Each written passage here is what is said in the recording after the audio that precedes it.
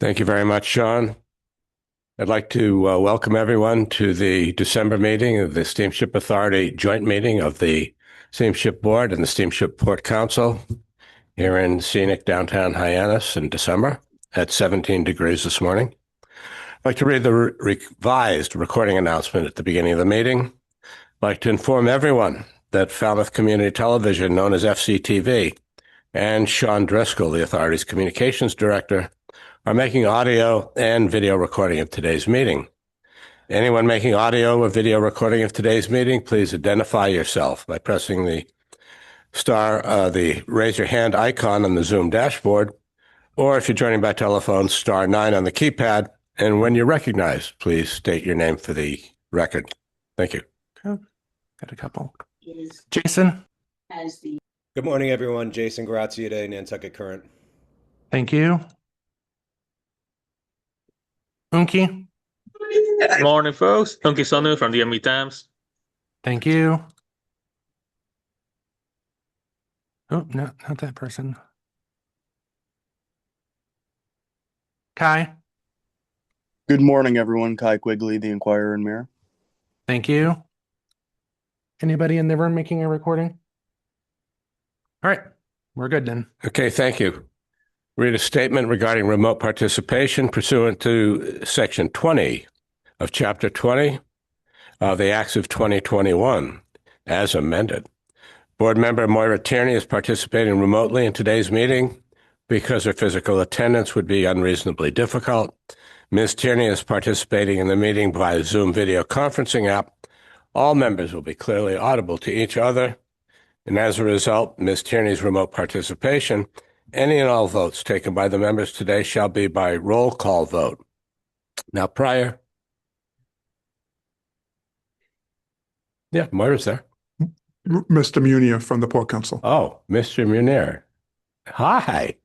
How quickly you forget. You look really well today. Thank you. Okay, Rob Munier is also participating for the Port Council remotely. She's recording. Louisa. Louisa Hofstadter, the Vineyard Gazette. Thank you. Those formalities over, sir? I believe so. Okay.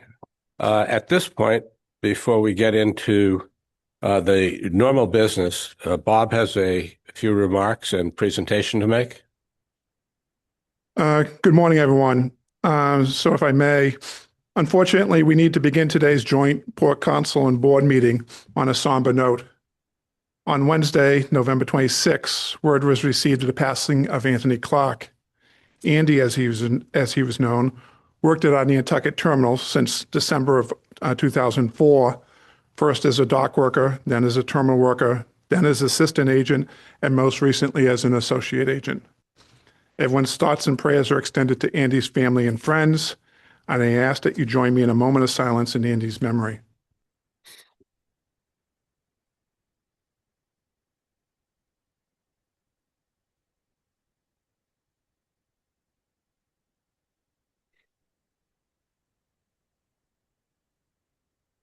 Thank you.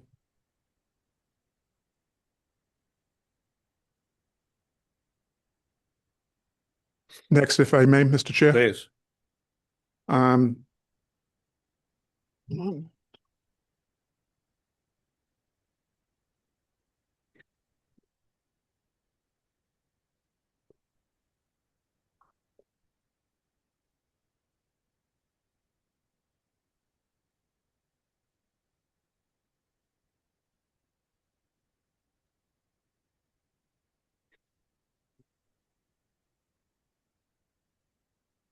Members of the Port Council, I'd like to take this opportunity to discuss the extraordinary seamanship exhibited by the crew of the MV Island home on October 13th, 2025. On a day when the waters of Vineyard Sound was being pummeled by a nor'easter, winds of 30 knots or higher, creating waves 6 to 8 feet tall, and heavy rain was covering the area, the MV Island home crossed the sound headed to Woods Hole. The bridge crew noticed an object in the water off the vessel's starboard bow. That object was quickly discovered to be a person in the water. The crew immediately enacted the procedures for a person in the water and contacted the United States Coast Guard in Woods Hole. Crew members always reported to their assigned positions, while the vessel's master turned the vessel around in challenging conditions. Crew members deployed 3 life rings and attempted to keep visual contact with the person, while others prepared to launch the rescue boat. The United States Coast Guard was on scene within 10 minutes, and the island home stayed on scene for another 20 to provide the Coast Guard with a lead during the rescue operations. Ultimately, a Coast Guard rescue helicopter arrived on scene, and the person was successfully retrieved from the water and brought safely to shore. The actions of the crew are a stellar example of the best the Steamship Authority has to offer. Their training and quick actions directly contributed to the positive outcome in a challenging condition. On behalf of the Board and Port Council, our port communities, and the entire company, we recognize the following crew members.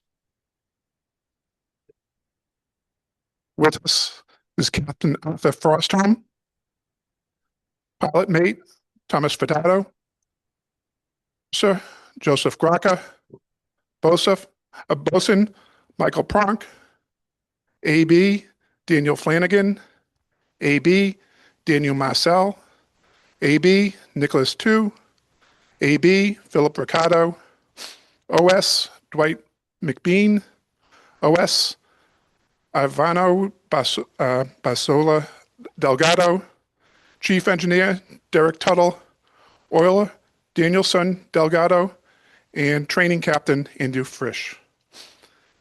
As we are all with the crew, as all the other crew members are on duty that day, we would now like to present Captain Frostholm with a meritorious citation and award.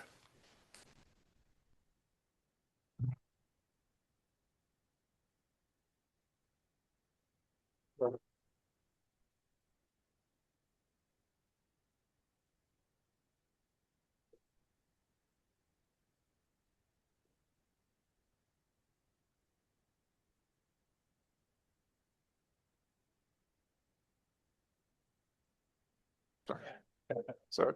Oh. Thank you.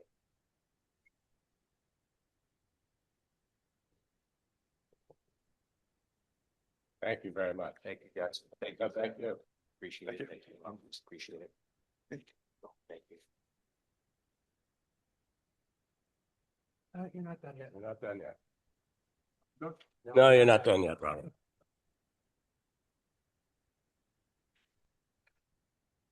Isn't this going to be embarrassing?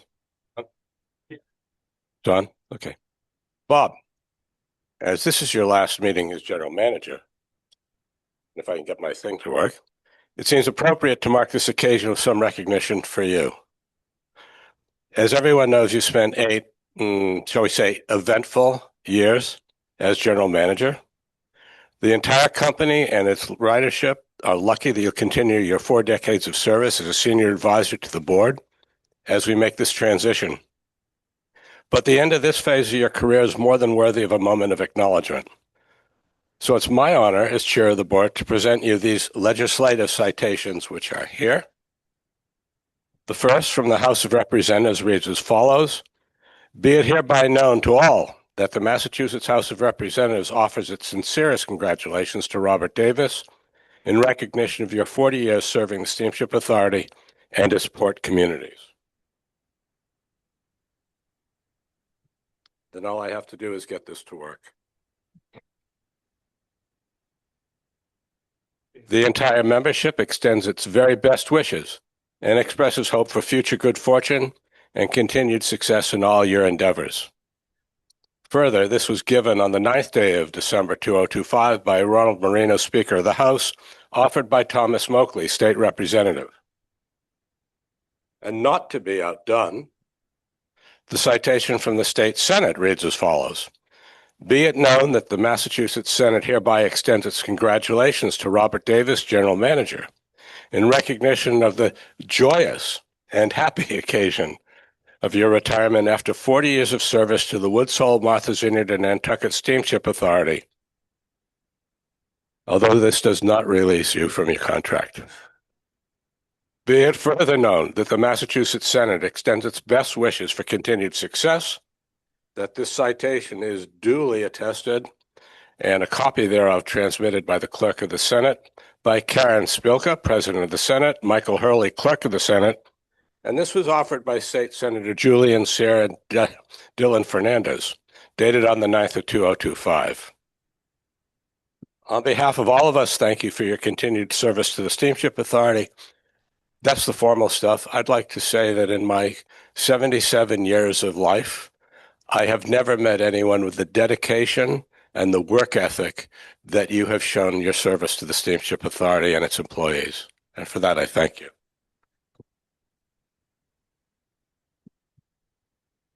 And at this point, if any board member would like to speak a few words, I'd welcome their participation. Rob? Not sure what you just said, but for anyone who doesn't know me, I'm Rob Ranney. I am the representative from Nantucket. I've known Mr. Davis since long before he was the general manager.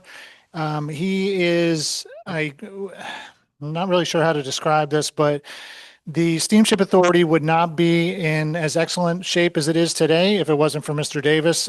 His dedication, as was mentioned, is outstanding, unparalleled, and I did not prepare any remarks for this, so I'm just kind of winging it. So thank you, Bob. We appreciate it.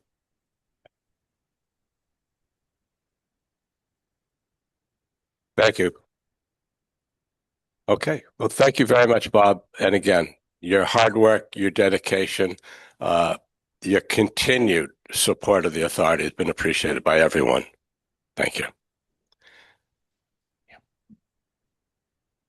I'm fired, right?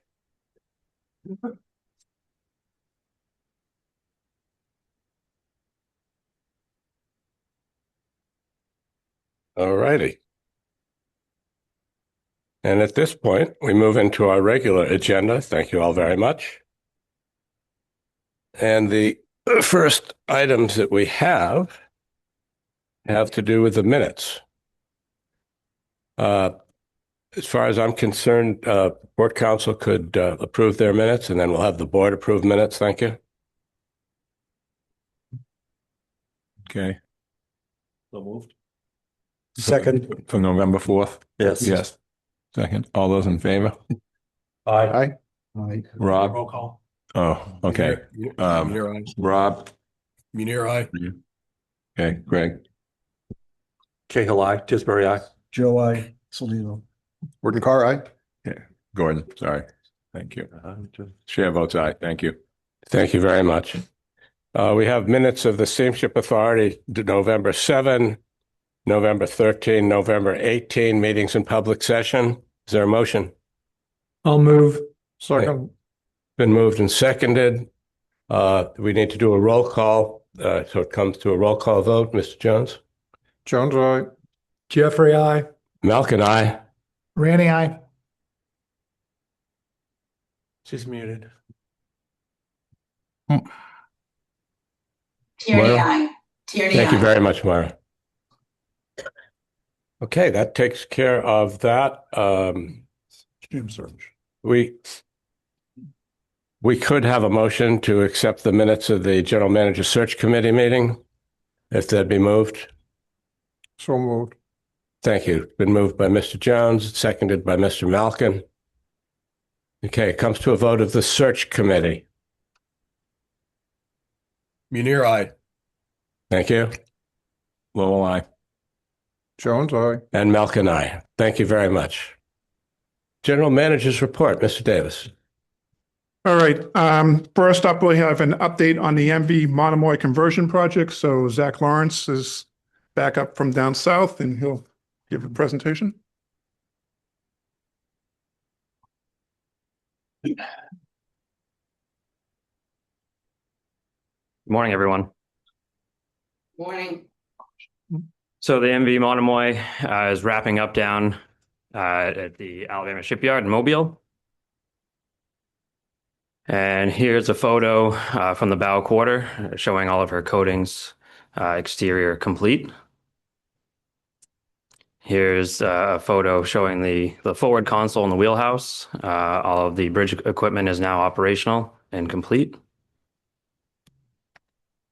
Here's a photo from the stern quarter showing the freight deck with its final coatings and all the interior bulwark, fire extinguishers, and equipment installed, all complete now.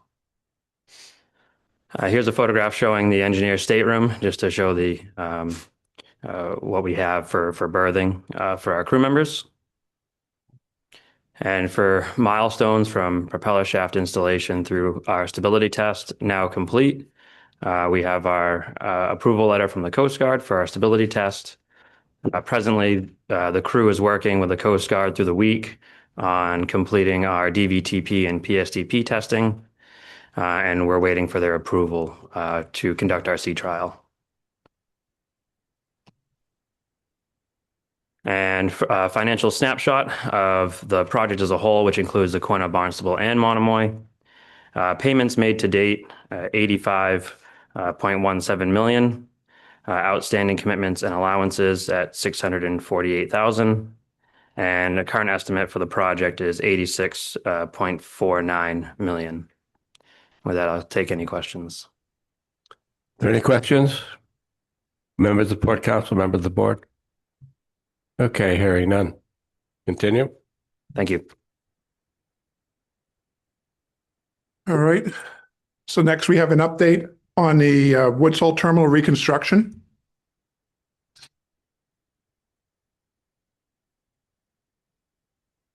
Okay. So starting off with this in the utility building.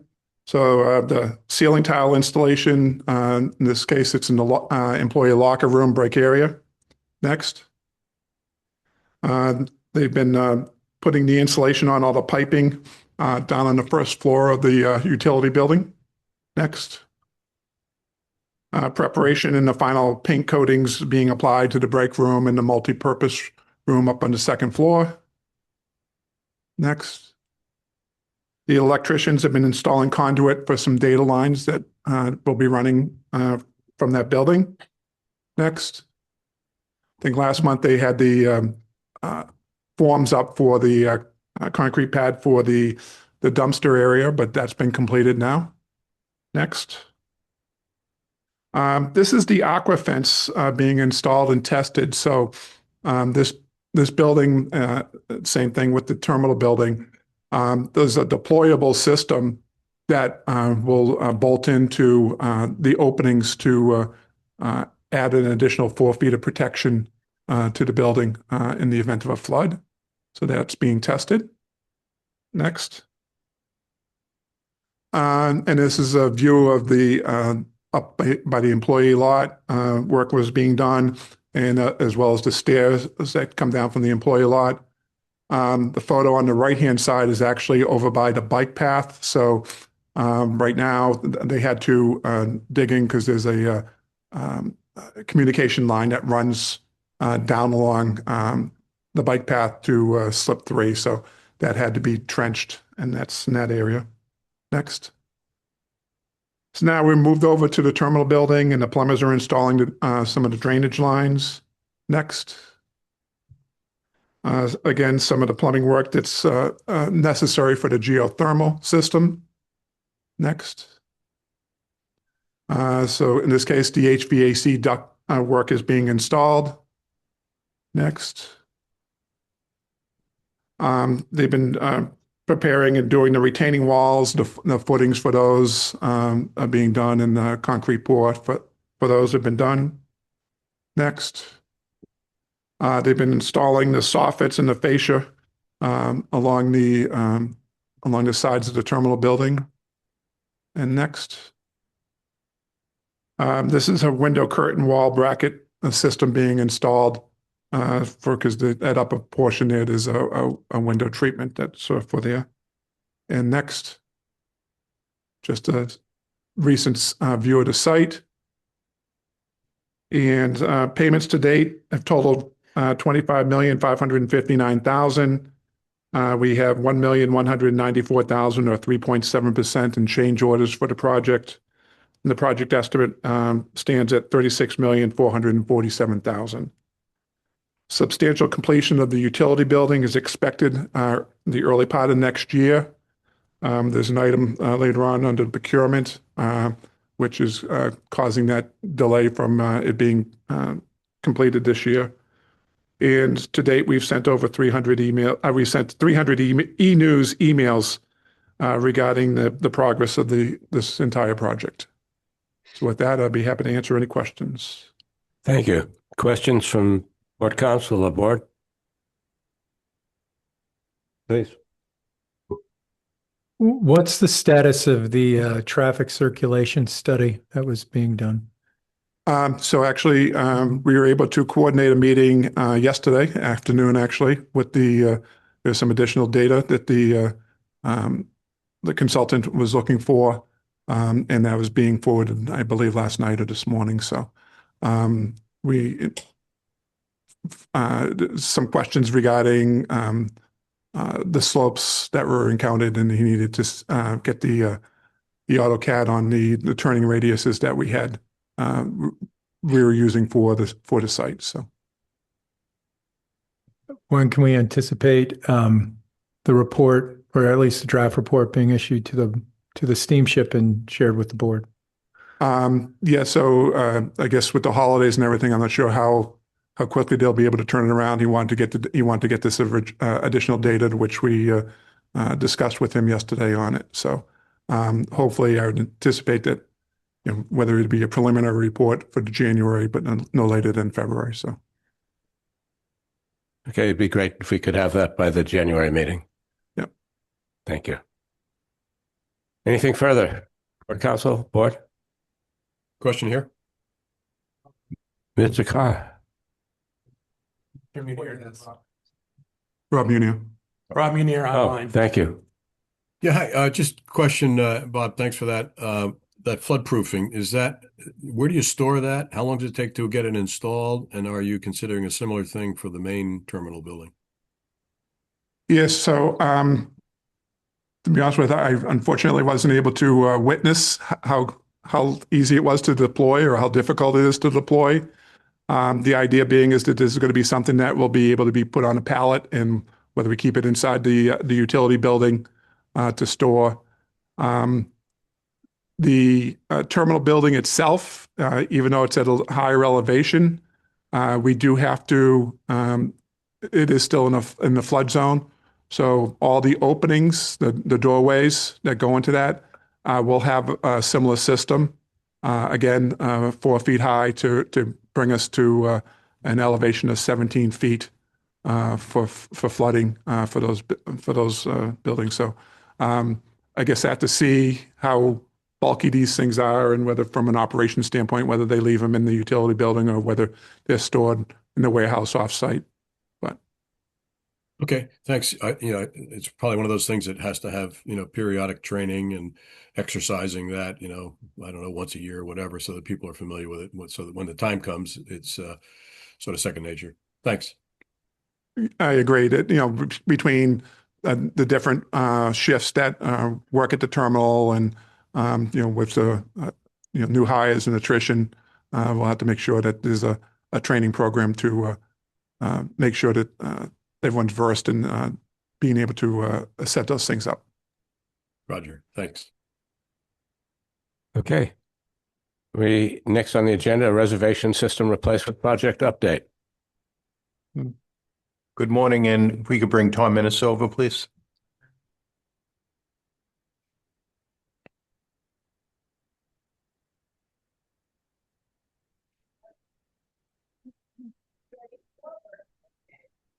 Morning, everyone.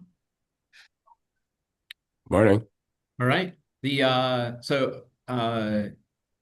Are folks able to see the slides? All right. So just a quick update on the reservation system. We've had a very productive past month. If you could move to the next slide, I'll just go through some of the highlights quickly. I know there's a lot of things on the agenda today. We've been working with IDEA, the reservation system vendor, to finalize the customizations and then have also had town halls on Nantucket, Martha's Vineyard, and then also last night on the mainland. Some of the upcoming activities, we're going to finalize customizations with Adia, and as you can see, that's the one yellow on the status indicators. This is because it's taken a little while for the team to translate some of the particular needs of the Steamship Authority to the Adia team. So we've been really working closely with them to fit within their software model. As everyone remembers, hopefully remembers, this is a software as a service. So we're configuring their product, or they are going to configure their product on behalf of the Steamship Authority. And so working through how can we make sure that some of the particular needs of the steamship fit within their product model. We've had a recent breakthrough on the wait list, and making sure that functionality is going to work. It's going to work a little bit different, but making sure it works within this platform. So now that we've got an initial plan for that, they're going to come back with some more detail. But we expect that within the next couple of weeks, this is going to go back from yellow to green. So very exciting that we've been able to get through that. In terms of some of the upcoming things, working on refining the procurement plan. As you can also see on the status indicators, a lot of the activity is around procuring all the different components that need to tie into the reservation system, and then also making sure that the infrastructure, both at the terminals, inside the terminal buildings, outside, by the booths, by the bridges, and then at Mashpee, and also some work at Palmer is all ready to go to support the new system. And then a few more words on the town halls. Have had some really great turnout on the town halls. If you could go to the next slide. Robust discussion on both Nantucket and Martha's Vineyard. We had sessions on December 2nd and December 4th, attended by 10 folks on Nantucket, 12 on the Vineyard, and then a smaller presence on at the session last night, with only 2 folks joining the steamship team. But we're have been really happy with everyone's feedback, everyone's discussion, the questions that have been raised. We were able to present some questions and get some thoughts and input from the folks attending. And then a major piece of this was to also ask for beta testers to solicit people to sign up to help us with testing come the spring, to make sure that the system is configured correctly, make sure it's working correctly, make sure that the experience is as intended, and then also help us inform where we need to refine our messaging to help with the change process. So very excited to say we've actually had over 30 people now send us their information to be part of that testing group, and we'll be continuing to inform them of the project, and really excited to have everyone express such great interest in being part of the testing of this new system. That will likely kick off, the beta group will likely kick off.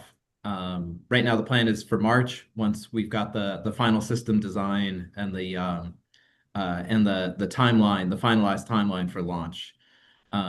In terms of upcoming activities, we have one more town hall scheduled. This is a virtual session scheduled for Thursday. And if you could move to the next slide.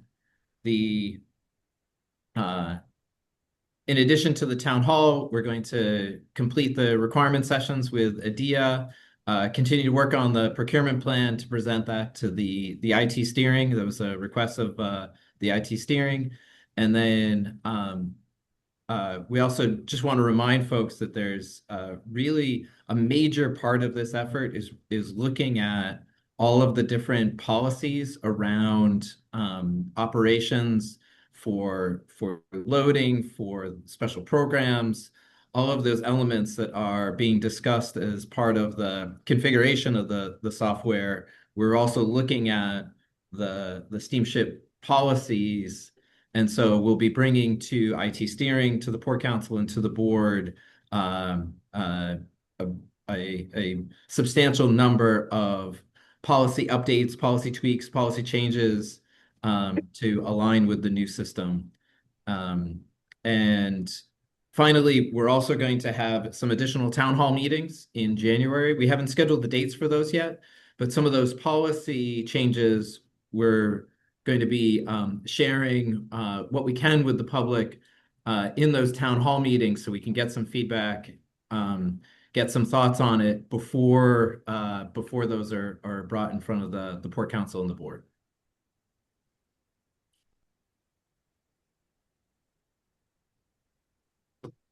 Any questions or Yes. Any questions from Port Council or board members? I was one of the few attendees. Tom, I just want to thank you for what you've done and staff.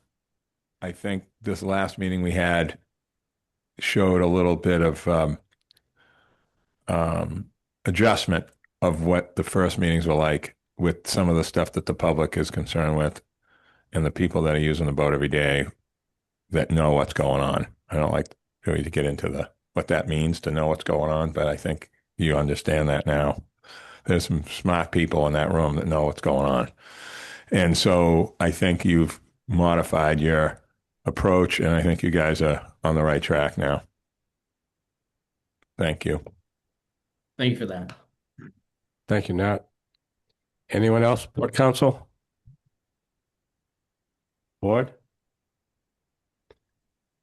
My question, Tom, would be from the meetings that you had with the community, the introductory meetings, what learnings did you take away from there that were new that we need to put into our process?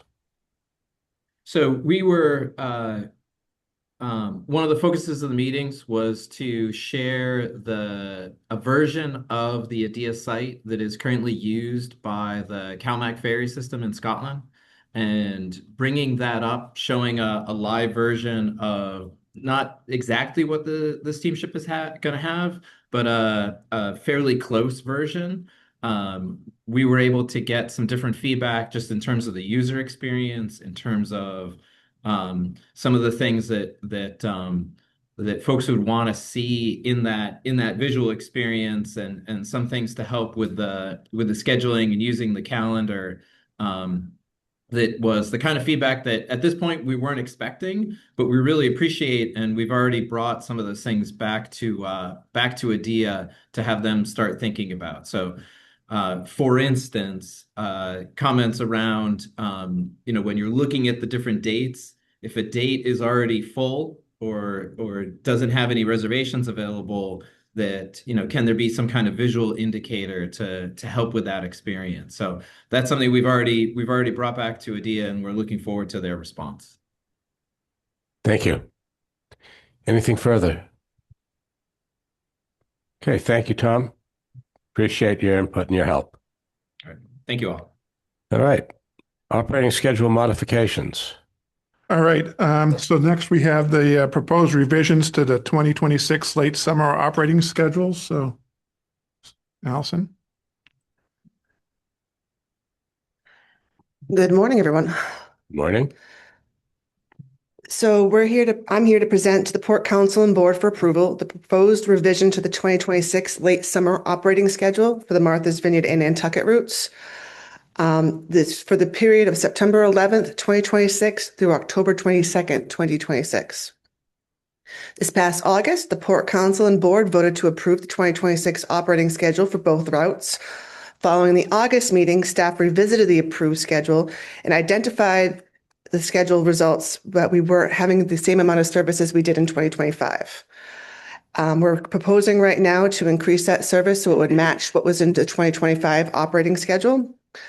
In 2026, from September 11th to October 22nd, the MV Monomoy, the MV Aquina, the MV Island Home, and the MV Nantucket are scheduled to operate on the Martha's Vineyard routes. The proposed revision to the Vineyard schedule for this period includes the replacement of the MV Governor with the MV Monomoy. In addition, reinstatement of the 2 daily round trips and 1 optional round trip, starting with the 255. So this will allow for the 520 commuter trip to continue to run. Thus, the 2026 operating schedule should be similar to the 2025 schedule. On the Nantucket route for the same period, it'll be the MV Eagle, the MV Woods Hole, and the MV Barnstable. The Nantucket would see 1 change to the quantity and availability of trips during the schedule. The MV Barnstable will operate 3 round trips Monday through Friday, which reflects the same number of trips in 2025. The staff is recommending the members to approve the proposed revision of the 2026 late summer operating schedule, covered for the period of September 11th, 2026 through October 22nd, 2026. Thank you. Questions? Mr. Lowell. Nelson, so on this Matt, one, lean into that mic, will you? on this, Don't lean into the mic. oh, don't lean in. Oh, They'll adjust the level. okay. Different room, different features. Different. So on Saturday, at that time, we don't have hazardous, which we know. Yep. But there's no way we can flip we're told to run the earlier schedule. We're gonna leave it on 6:30 opposite the Eagle for this cycle. Yes. Okay. I'm not gonna say anything else. It's fine. You sure? I'm just glad that look, we'll continue this again. It's having that freight boat schedule versus the opposite the Eagle schedule is really helpful on the weekends because number one, you're getting the food trucks over there. So on Saturday, the food trucks are getting in late. Yeah. They've waited all summer to get to Nantucket early and they still can't get there. I mean, it's unbelievable, but I understand why we can't do it. Crewing can't just flip and change for 2 days on the same boat. It proved difficult. You just got to look at this in the future, try to figure out what are we doing with this? Like running that schedule 7 days a week to 5:45, 5:30, whatever we'll call it, is better, but dump the gas on Saturday is totally fine. But having that schedule running 7 days a week instead of 5 is better for overall. Because, you got the stuff on the weekends. Other than that, you have furniture companies, all that weird stuff is coming on the weekends at that time of year. Okay. Thank you. Mr. Salito. Excuse me. Which boat holds more, the Governor or one of the freight boats? In regards to vehicles or Vehicles. The Barnstable does. Barnstable. Or Quina, yeah. It holds it's semis and 3 straights roughly, or 45 cars. Although the Governor is easier to load than. Correct. The Governor's 5 semis, 5 straights, or 42 cars. I'm partial, as you know, to the Governor. We all are. Can't wait to have this. Me too. Let's be careful about getting punctual. We're going to start fighting over the Woods Hole. We're on the Governor at the moment, so we're good there. No, I didn't mention because I'm sitting. okay. Any further questions from court counsel? Any questions from the board? Sir, Mr. Jeffries. Actually, more of a comment. In terms of posting our announcements, at least with this proposed schedule, the Falmouth Enterprise, the revised schedules were not posted in the Falmouth Enterprise, but just the Cape Cod Times. I know that perhaps that met the legal requirements, but the fact of the matter is Falmouth Enterprise is the newspaper of record in the port of Woods Hole, and that's where the majority of our service runs through. So it's a bit of a slight to the community and its paper not to post it in it. So I'd request that we move forward in the future, that we always include the Enterprise as one of the newspapers that we are posting. Okay. Thank you. Shouldn't be hard. Anybody, anything further? Moira? Rob? No. Okay. Anything from the board?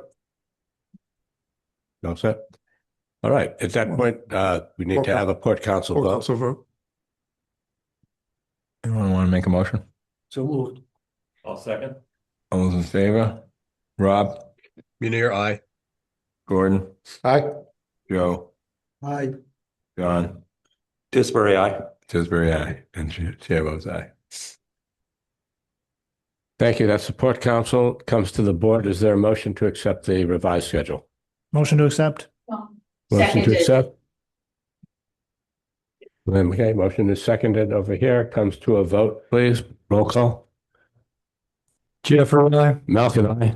Randy, aye. Tierney, aye. Thank you, Maura. Okay, it's been passed. Thank you very much for that, Allison. All right. Next, we have a license renewal request from Highline, Hyannis Habitors. So, Terrence, if you may. Sure, Bob. I'm not going to touch anything, Phil. Yes. Good morning, everybody. So here we are again in December, and we're talking about ferry license renewals. And we have our longtime licensees at Highline looking to renew their license. If you recall, last year we had a 1-year renewal for Highline. This year they're coming to us with a request for a 3-year renewal. In looking at the proposal, it's very consistent, or it is consistent with their requests in the previous years. I do note that they are intending to offer additional round trip service during the Juneteenth holiday in June from June 19th and 20th. And then in addition, they're intending to offer service during the Vineyard's Christmas and Negretown celebration in December. So those are the only 2 additions that I can mull from their proposal. And I know that Murray is here today with his son. So if I say anything incorrect, Murray, just please give me a nudge. Okay. All right. So, and then in addition to that, in speaking with Murray and his team the other day, they asked us to provide them with some operational flexibility, because in the previous contracts we had certain vessels had to run on certain routes, and so at times this has proved operationally difficult, and so they've asked us to essentially allow them to run any vessel on any route. The only caveat is that in the language change that we have in the contract is that they can only run 2 vessels to each, to one island every day. So in other words, there won't be 3 vessels running from Hyannis to Nantucket versus 1 to Martha's Vineyard. There'll be 2 vessels running to each island every day. And then in addition to that, Murray advises us that pursuant to Article 21B of his contract, he's looking to get approval from the board so that his company can go out and design and build a brand new high-speed catamaran, which is designed consistent with the Great Lady 4. Again, that's pretty exciting. We wish Murray, I personally wish Murray luck with that. It's a big endeavor, but so he's looking for approval from the board to do that. And so with that, I'll stop talking so we can move on, but we're requesting authorization from the board to renew the authority's license with Hyannis Harbor Tours, allowing it to operate passenger transportation services between Hyannis and Nantucket, between Hyannis and Martha's Vineyard, and between Martha's Vineyard and Nantucket during the 2026, 2027, and 2028 operating seasons. And in addition, Highline is looking for, or Hyannis Harbor Tours is looking for approval for them to build a brand new high-speed catamaran, which I believe, my memory serves me, is deliverable in 2028. Thank you. Would anyone from Highline like to speak to this? Murray Scudder. Hi.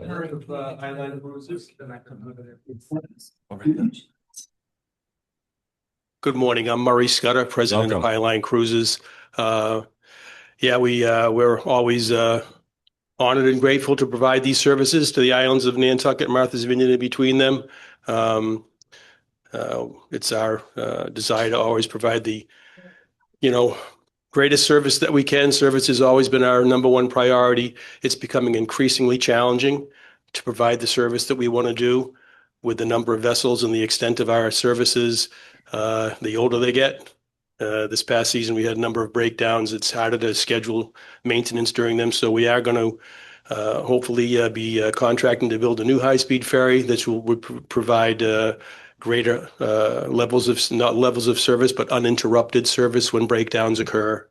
And, this past season, we've had a number of operational issues caused by maintenance that could have likely been avoided had we had more time in shipyards and things of that nature. So that'll be the positive impact of building this new high-speed ferry. And again, we very much enjoy being able to provide these services to the islands and appreciate the partnership we have with the authority and being able to provide these necessary services. And I'm happy to answer any questions that anybody might have. Thank you. Any questions? Sir. Sorry, once again, I have a question. Sorry for that. This is more towards, I guess, Mark Rosem. We're now looking at, instead of a 1-year license, a 3-year license. So we're looking at locking in these licensing fees for the next 3 years. But given our own revenue challenges moving forward, and we had a big discussion as to looking at our fees, looking at both licensing and wharfage fees, does this complicate for you reviewing our licensing fees and seeing if they are adequate? And is there a way that we can, I know that we're being proposed with a license fee agreement that would lock in the fee arrangement. Is that something that will hamstring the authority in terms of perhaps the need to raise license fees for other ferry services that we license? The license fee with Highline, it's on a sliding scale and it's based on our average revenue per passenger. So if our revenues per passenger increases, then we will see an increase in the ridership on the license fee for them. So shortness is when we do the budget, we also look at the impacts of our adjustments and what it'll do to the license fee. So we can factor that in as well. So we're locking in the formula, but you think that will not hamstring us because of the formula you do not see changing in terms of license fee arrangements? Correct. If I may, so last year was actually an anomaly where we only issued a 1-year license. In the past, it's been usually a 3-year license procedure. My concern isn't the length of the license fee arrangement. It's more in terms of where we are as the authority in reviewing our own revenue needs and the license fee arrangements with all potential licenses. I think there are other licenses that would, or types of license that would require a deeper dive going forward than this one. May I, Mr. Malcolm? Go ahead. Mr. Malcolm? Can you hear me, Mr. Malcolm? We can hear you. Okay. It's my understanding that in connection with our relationship with Highline, which I acknowledge is a very important one, and complementary to us in many ways, but that we are entitled to review Highline's financials to make sure that our financial arrangement with them is appropriate. Now, I've been on the board since June of 2015. I've never yet seen Highline's financials. I've requested a number of times that we be able to review these, because I think it's an important consideration. Consistent with what Mr. Jeffries has said, we have to be concerned about diverting our own revenue. I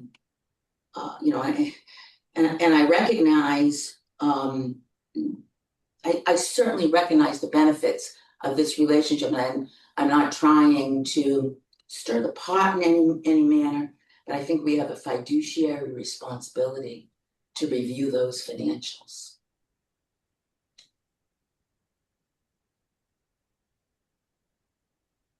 So I would say that we table this until we do that.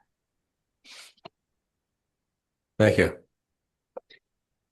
Rob, Munir.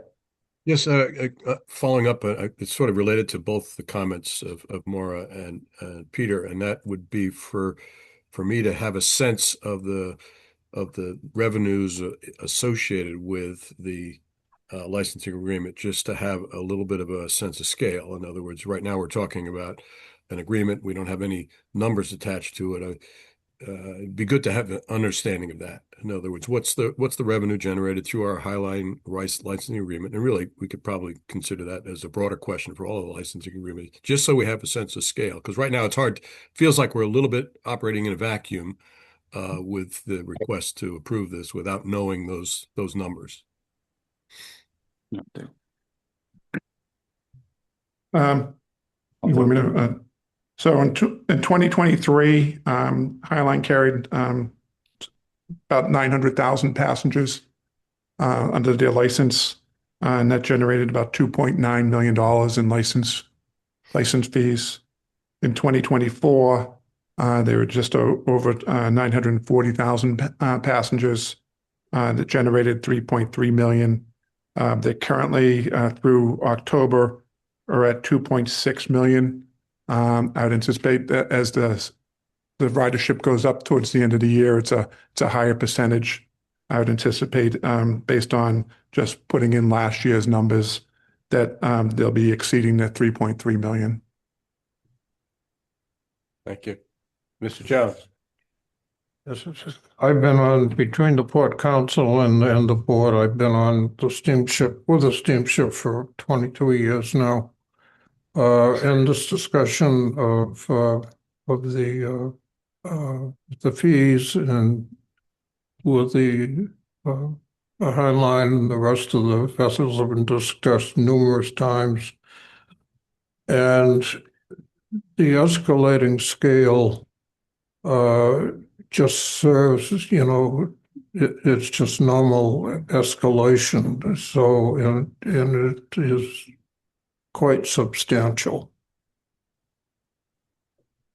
I had years ago had suggested a different formula that wasn't accepted, and I think the formula that is in place today is an agreement with the Highline and the rest of the carriers, and it just it self-escalates as the ridership thing. So I think it's fair, and I have no reason to try to change that at this point.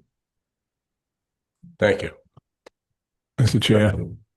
Okay. No, go ahead, Peter. Sorry. I guess just an additional comment, and I think I remember saying this last year, given the issues I've raised in Moira and Rob, I think it would behoove us as a board and port council with authority management to actually set up a schedule for when people should submit their license renewals, and that we have a meeting where we consider the license renewal for discussion, and then a separate meeting to actually vote on those license renewals, so that the board and port council can meet its fiduciary duties and do its own due diligence. Because we're now facing the license renewal from Highline for a service that both islands definitely need, and that Highline has been providing well, but to begin in 2026, and this is our last scheduled meeting of the year. So we're kind of stuck with doing something today rather than just moving, doing our deep dive due diligence, which I think some of us would like to know more information about. So that is my comment, and I guess will be my prerogative as chair next year to make sure that happens. Thank you. Okay, I think I'm not going to let me go on this one. Pardon me? So I'm going to speak on this. So you go ahead. No, I defer to you, Mr. All right, that would be great. I appreciate it. Okay, when we start talking about this is when my blood pressure starts going up. If what's happened to me this summer, I don't want that to happen. So thank you. The High Line is a partner of us. Period. End of story. Case closed. Nantucket, it's all baked in. This system is baked in since 1996. Okay. And if you don't live there, you can't figure that out that easily. Okay. I'm not suggesting that what you're saying, Peter and Rob and Maura, is wrong. I'm not saying that. But it's not as detrimental or as, I'm not going to say it's not important. It is important. And I think we should have a separate discussion about the Highline service from all the others. I think that's a good idea. I don't know if we've ever done that pre-COVID. I can't remember what we've done in the past, but for that specifically. But the way the system works is really, really good. The 3-year thing, Bob, thank you for bringing that up because I actually racking my brain. I don't remember it being every year. I knew it was more than a year, but I don't remember if it was 2 or 3. The amount of money that we generate from the Highlines licensing fee is significant. Okay, if you look at the past, it wasn't anyways near that. They're running in the dead of winter, and things happen in the dead of winter. You don't see restaurants open in the dead of winter unless there's some kind of money to be made. They're taking a risk in the winter. We're in dry dock, maintaining our vessel to the highest level we can, which is good. The system is they're the aluminum lifeline. I said that, I don't know how many years ago. That's the way it works. It's just the way it works. And it's going to stay that way. Over my dead body, are we going to screw this up? I can tell you that. But at the same time, I think we should do a deep dive. I want all the other board members to understand this as best they can, not living on Nantucket. The sports teams, we wouldn't even have a skating rink on Nantucket if we didn't have the High Line. That's true. So thank you very much. Sorry, Mr. Chairman, but this is once a year. I'm not going to just walk away from this conversation. I think this is an issue of process that's being raised, not an issue of the practice or the partnership that we have with Highline or the service that it provides at all. It's just an issue of process and timing, I believe. At least that's my opinion. I agree. Okay. Anything further? Mr. Reddy. I'd just like to agree with everything that Mr. Lowell said, and I would like to make a motion to approve this. Okay, we have a motion on the floor. Does this need to go to the Port Council first? Yes. I can make a motion to approve. Second. All those in favor? Joe? Aye. Rob? Meteor, aye. John? Tisbury, aye. Gordon? Aye. And Chair votes aye. Thank you. Mr. Kale, your name is Kale, I think, not Tisbury. That's his little thing. Comes to the board is there a motion to accept? I'll second Rob's motion. Say we have a motion and a second, comes to a vote. John, aye. Jeffrey, aye. Malkin, aye. Randy, aye. Kearney, abstain. Okay, thank you. We have the vote. Thank you very much, Murray. Thank you very much. Next item we have is Island Commuter Corp. And again, I'll pass it to Terrence. Okay. Sorry? Okay. All right. Island Queen, or Island Commuter Corp. Otherwise, it's the Island Queen that runs from Falmouth Harbor to Oak Bluffs. And every year, Island Queen presents every year we present its request to run one additional round trip between Falmouth and Oak Bluffs on Mondays through Thursdays during its during its spring and fall schedules. And this is no different than previous annual requests from Island Queen. It's relatively straightforward and spelled out in your packet, but essentially they're looking to run additional trips, licensed trips from let's see, I'm sorry, I'm just getting the dates here, from May 22nd through June 18th, 2026, and then again in the fall, September 8th through October 12th, 2026. And again, not to get into too much history here, but this is Island Commuter Corporation is a grandfathered service, and these two licensed trips in the spring and fall outside that grandfathered service. So that's why they proceed with a license request every year. So with that, we're recommending that the board authorize the general manager to enter into a license agreement with Island Commuter Corp, allowing the Island Queen to run one additional round trip between Falmouth and Oak Bluffs on Mondays through Thursdays during its 2026 spring and fall schedules. Any questions? And I see Mr. Bidwell from Island Commuter Corp is on. Great. Okay. Todd, do you wish to make any comments?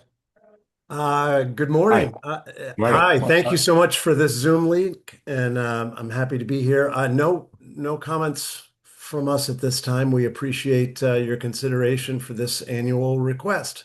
It seems to be working out very well for, I think, particularly island residents who are able to make use of our morning return to Falmouth for doctor's appointments, etc., and get back in the afternoon to the island. Thank you. Okay, Board Council.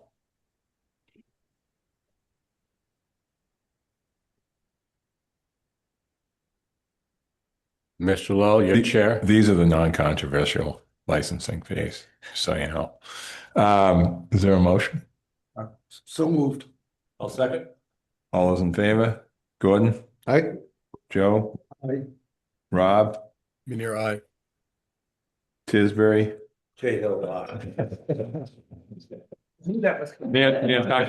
Nantucket votes aye. We're just one place with one of everything. And still have the same problem. I didn't hear Mr. New Bedford. I already, no, he's not. Yes. Thank you. Thank you. It now comes to. They don't want to claim me either, so. I'll make the motion. Thank you. Approval. I'll second. Motion's been made and seconded. Comes to a vote. Jones, aye. Thank you, Mr. Jones. Jeffrey, aye. Malkin, aye. Rainey, aye. Tierney abstain. Thank you very much. We now have the vote. Okay. All right. Release of the minutes. Yes. Thank you. Thank you, Todd. All right. So next item, the open meeting law provides that the minutes of any meeting in executive session may remain secret for as long as publication may defeat the lawful purposes of the executive session, but no longer. And that's Mass General Law, Chapter 30A. In order to comply with the law, many years ago, the members voted to delegate to the general manager the members' responsibility to approve appropriate portions of the minutes of the members' meetings in executive session to release to the public when the publication of such portions will no longer defeat the lawful purposes of the executive session.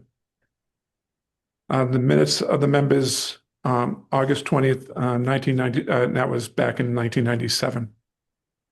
Specifically, whenever the general manager has reviewed executive session minutes to determine what portion should be released to the public, he has approved what he has approved for release in the minutes in executive session, except for the portions of the minutes which reflect the members' discussions and actions about the following matters: pending or anticipated litigation matters, pending or anticipated collective bargaining negotiations, pending or anticipated negotiations for the purchase, exchange, lease, or value of real estate, pending or anticipated contract negotiations with non-union personnel, pending or anticipated investigation of charges of criminal misconduct or considerations of filing of criminal complaints, information protected from the disclosure under the Massachusetts Public Records Law, Mass General Laws, Chapter 4, subsection 7, and now explicitly under the Massachusetts Administrative Procedures Act, Massachusetts General Law, Chapter 30A, subsection 22E as well. Discussions protected by the attorney-client privilege and security matters. So I have an announcement. The open meeting law requires that the authority determine at reasonable intervals what portions of the executive session minutes should be continued not to be released to the public, and to announce that determination at the authority's next meeting, and to include in the announcements in the minutes of that meeting. In May 2023, as the members designee for the purpose of determining which portion of the executive session minutes should be released to the public, I approve for release to the public all portions of minutes, such minutes through the end of 2022, and a portion of the previously unpublished 2021 minutes, except those that fall under the categories I listed before.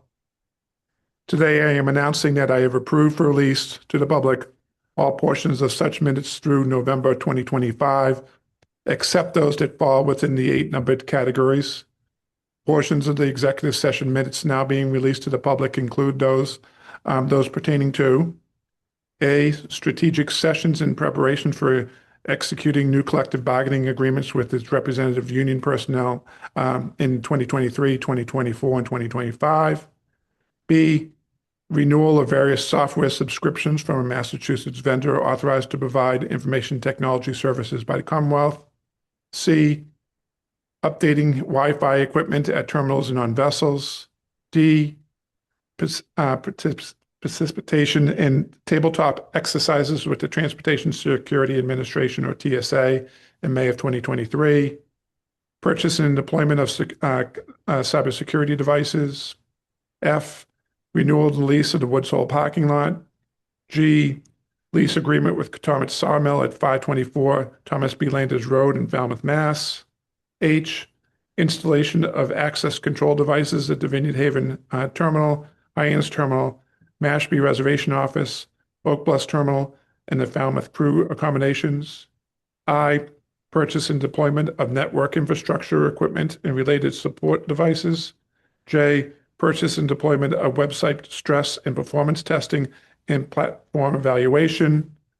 K, annual purchase and deployment of a security suite to guard against cyber attacks.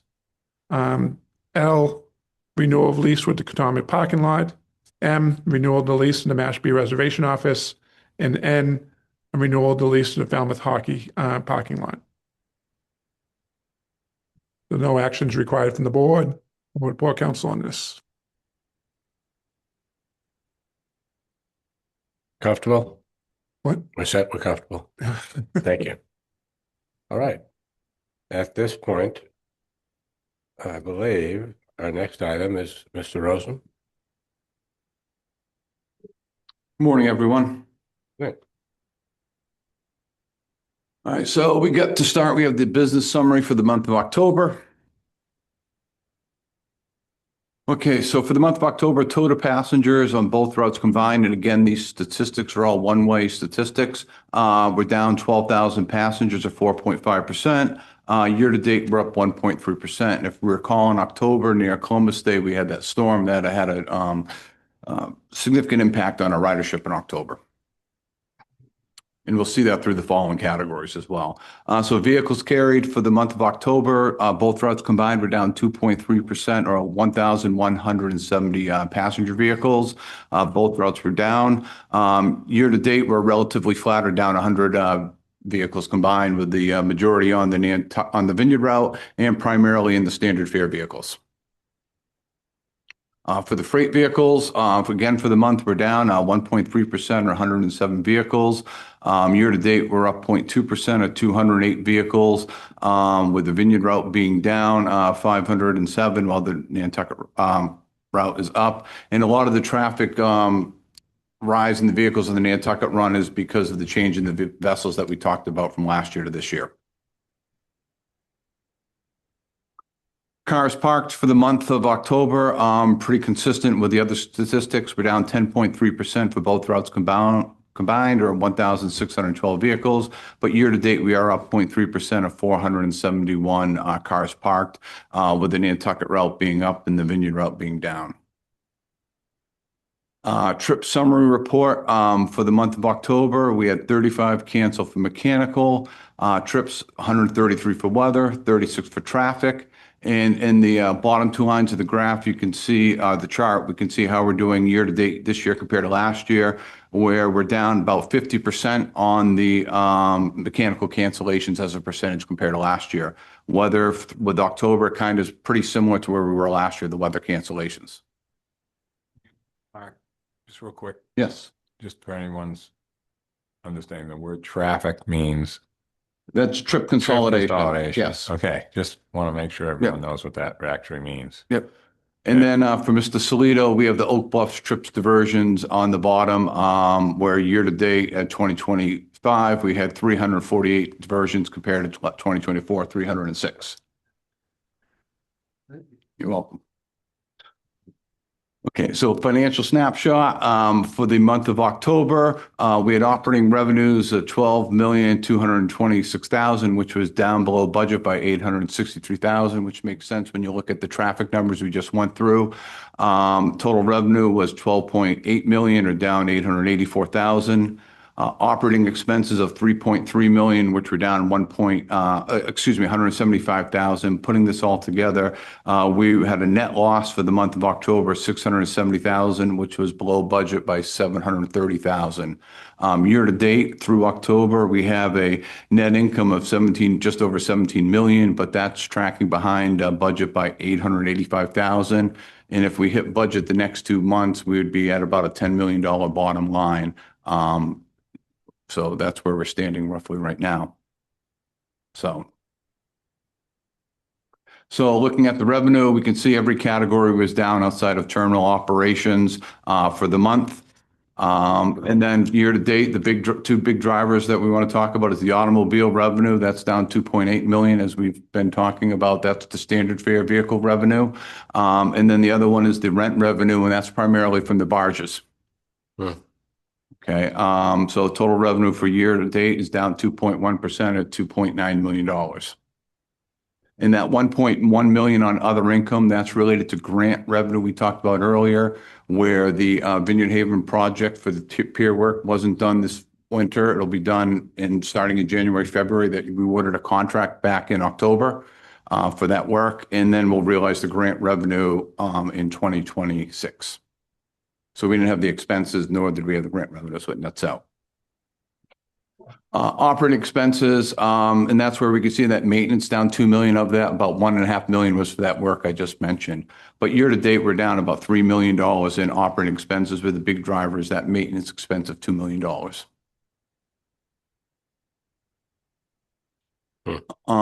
We just updated our traffic yesterday for the month of November. So for the month of November, we're down 5.2% for all of our passengers, or 10,000 passengers. But year to date, we're still up just under 23 passengers to 0.8%. And both routes are up on the on the total passengers, about 1,000, excuse me. And then we have the total vehicles for the month of November. The Vineyard route was up 395 total vehicles, or 1%. Nantucket was up 595 vehicles, or 6.8%. And both routes combined were up 2% for the month, as well as year to date, we're up 0.2% and just under 1,100 vehicles for the year. And with that, I'd be happy to answer any questions we have regarding the business summary. Joe? Yeah, maybe at the end of the year, you can figure out what the loss might have been on our port fees, because we didn't have those 348 boats coming into Oak Bluffs. So the question I'd have when we do the calculation, because we can get when we do the annual cost of service, we know what the average ridership per vessel is. Do you want to have it as an absolute value based on the number of trips, or do you want to have it compared to the year before? Probably the value on the trips. The absolute. Or maybe if you could do both, that might be. Okay. When you have time. Thank you. Well, don't tell me when I have time, so I'll get it to you. Thank you. Anything further from the Port Council? Anything from the board? Mr. Jeffries. Given that, it appears that we're fortunate that in terms of our operating expenses almost matching our losses in revenue. are you, I don't want to say concerned, but should we be looking, once the final numbers are here in February, to review the budget that we approved and the forecast that you made in terms of revenue, since it appears we're going to be down almost 3% on forecast for this year? So when we do the budget, when we calculate the revenue, we're looking at the rolling 12 months. So we're already incorporating the January through August ridership being down when we looked at the budget. So when you look in October, November, December budgets, and depending on when we finalize the budget, sometimes September, we'd be using statistics that are almost 2 years old. So when we put together the 2025 budget, we're using passenger ridership from 2023. So there is a little lag. So if we were going to look at it, the areas would be in that fourth quarter, because that would be the stalest numbers that we'd have. So that would be the area that if we wanted to come back and look at the budget, that would be the area. And have we looked at I would say, I guess, a post-COVID trend, so from 2023 forward, of what's the percentage variation in terms of our forecast, both on revenue and expenses? Yeah, the biggest variance is the standard fare revenue we're seeing going down, and as we mentioned during the budget in many meetings, and then the excursion fare quantities going up in the revenue, but it's a 3-to-1 ratio. So that's where we're seeing that discrepancy in the revenue, that for every vehicle you lose revenue wise on the standard fare, it takes 3 excursion fares to make up for that revenue gap. I think, and understanding that well, it might make sense in the next year in reporting that we report out not only in terms of revenue, but cost of service as to each one of those revenue streams, because every excursion fare in a sense is a loss. Yes, and that's part of the packet we put together once we close out the annual, the Art Flathers report, as Mr. Will refers to. Once we close out the audit, we put that together with finalized numbers and present that. And then that'll give a look back for what the cost of service for those vehicles over a 10-year, off the top of my head, period. Thank you. Mark, Mr. Chair, can I just comment a little bit on what Peter's talking about? What he's talking about right now is, and this is really important, all right? And it is the Art Flathers report, by the way. There's a lot of cars that ain't going on the boat. They're already on the islands in garages with little battery chargers hooked up to them all winter, okay? But that started happening on Nantucket way faster than the Vineyard. So we're losing that $220 one-way car ticket or whatever the price is now, whatever. I just say it's a lot. I forgot what it is. Doesn't matter. Point is, that vehicle, and Mark could figure out how to explain this way better than me, but that vehicle is being replaced by trucks on our route. If we had those vehicles coming on the boat like they used to before we had jets and we had people getting picked up at the airport and their 3 Jeeps are in the garage all ready to go, that's what's happened. We would have to have service that we couldn't provide. We would be like out of space to figure out how to make that work on the Nantucket route. So there's a good side to this. We just have to figure out how to budget, calculate that, replace that revenue, whatever the case may be. And that's what you're asking for, Peter, basically, is the loss of the one-way car is what's happened over the last 15 years on the Nantucket route. I'd say on your route, it's probably more like 5 to 10. But because your route's easy, 30 boats a day, I always like to remind you of that. And it's different over there. But over here, the car is already here, and the people that own them are flying in. So it's just the truth. So just want you to understand that. If I may follow up on Mr. Will's point, is on the Nantucket run, when we had switching the smaller boats last year, if this year we did not see the backfilling as we could see the Nantucket run being up, that would be an area of concern that was the cap for the demand. But when we put those boats in, the boats were full and we had the increase in across the board, that means the elasticity in the demand for the vehicles is still there. So that would have been a big red flag as far as traffic patterns, that when we put on the Barnstable and the Woods Hole, if we were at last year's numbers, that means we're at what our demand is. So that was a good, on a revenue side, was a good barometer.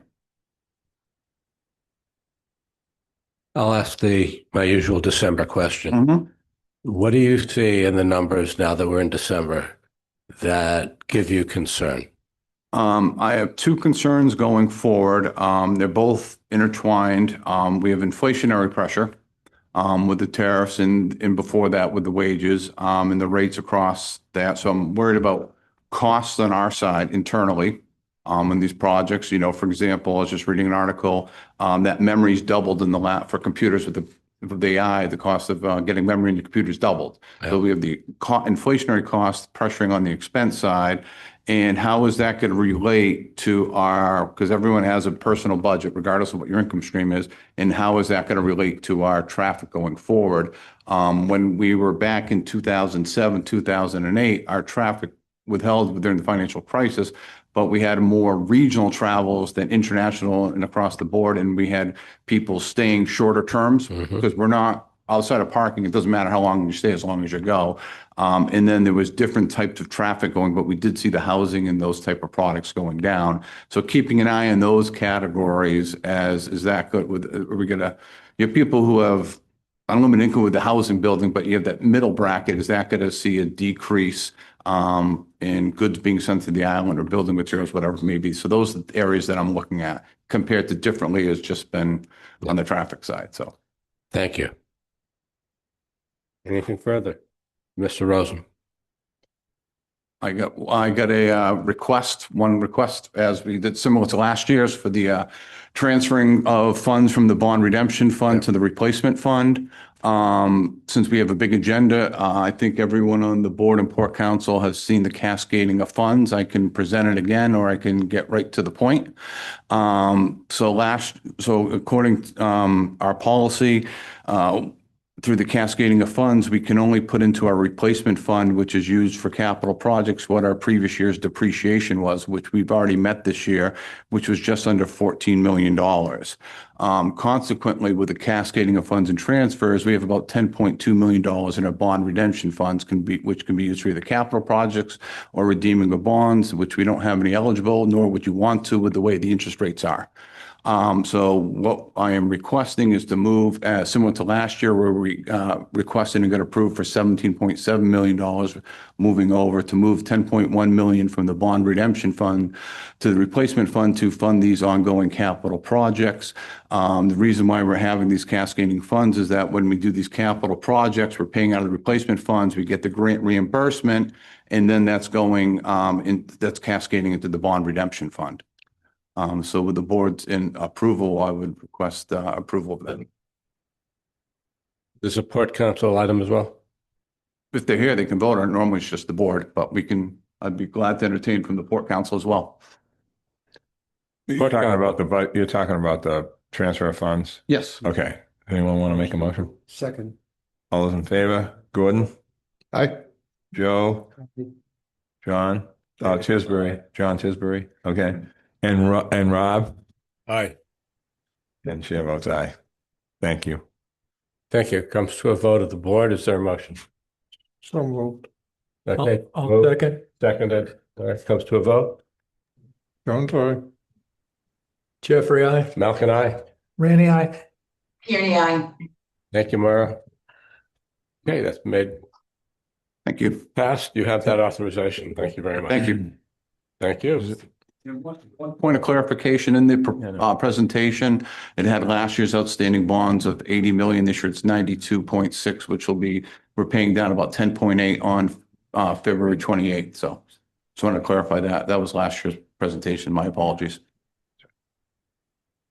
Okay, we have some change orders. Yeah, but if I may, you threw me off my game beginning of the meeting here. I should mention the staff members that are in the room as well. So still in the room. So Mark Amundson, Mark Rosum, Terrence Keneally, Sean Driscoll. We have let's see, Angela Campbell, Janice Kenefick, Allison Fletcher, Zach Lawrence, Steve Coleman, Todd Falvey, and Paul Hennessy. And did I miss anyone? Oh, sorry. I have their names down too. Ian and Sheila, Ian Nichols and Sheila Cochran. Sorry about that. Right, and also soon to be employed, Alice Christa. Thank you. Next, sir. All right. Change orders. Under procurement, first item is a request to vote of the members to authorize the general manager to execute change order CP 122 for contract number 17-23, which is the Woods Hole landside reconstruction project, to Colantonio Inc. of Halston for a total price of $189,644.75. As I mentioned earlier in the presentation, one of the things that we had to do in September, they checked, there's a requirement for new state buildings for a test to determine if a bidirectional amplifier system would be required for the fire department. Back in September, that test was conducted. A signal boosting solution that the BDA is a signal amplifying solution that amplifies and distributes the radio frequencies to the first responders. It's required as part of our occupancy permit for the landside reconstruction. As the system itself is a land to site type system. The utility building failed in that test, which requires that we need to be putting up an antenna for this. We anticipate that the terminal building, since it's a lower elevation, will likewise fail the test. So we went back with Colantonio, and what we're proposing now is, instead of putting two 50-foot tall or taller for the terminal building antennas on the building, to be able to use the existing Wi-Fi tower that's there, and to run lines to that and put the equipment on the Wi-Fi tower.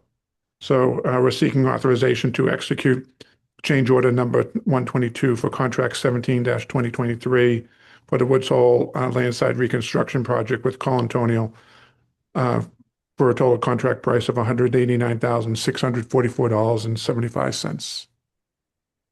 Thank you. I have a question. So the antenna that we're talking about will be no higher than the existing antenna? It'll actually be on the Wi-Fi antenna that's already there. Okay. So there will not be an increase in height? There'll not be an increase in height. There'll just be additional equipment on that tower. Thank you. Mr. Jeffries. Bob, am I correct? My understanding is, given the locations, we're not putting it on the buildings, but on the larger antenna, that actually will boost the signal strength just for all the emergency services in that area. So there will be a benefit to the village in Juniper Point as well? Yeah, my understanding is that it'll be of assistance for the fire department. I'm being told that the Falmouth Police Department uses a different system. So, but yes, definitely for the fire department. But it will extend the radio coverage for the Falmouth Fire Department in all the dead zones in that area. In that area, yes. Thank you. Is there a motion to accept this proposal and change order? I'll move. Thank you. Moved. Second. And seconded. Comes to a vote. All in favor? Aye. Jones, aye. Jeffrey, aye. Malkin, aye. Rainey, aye. Tierney, aye. Thank you. Thank you. Next item, please.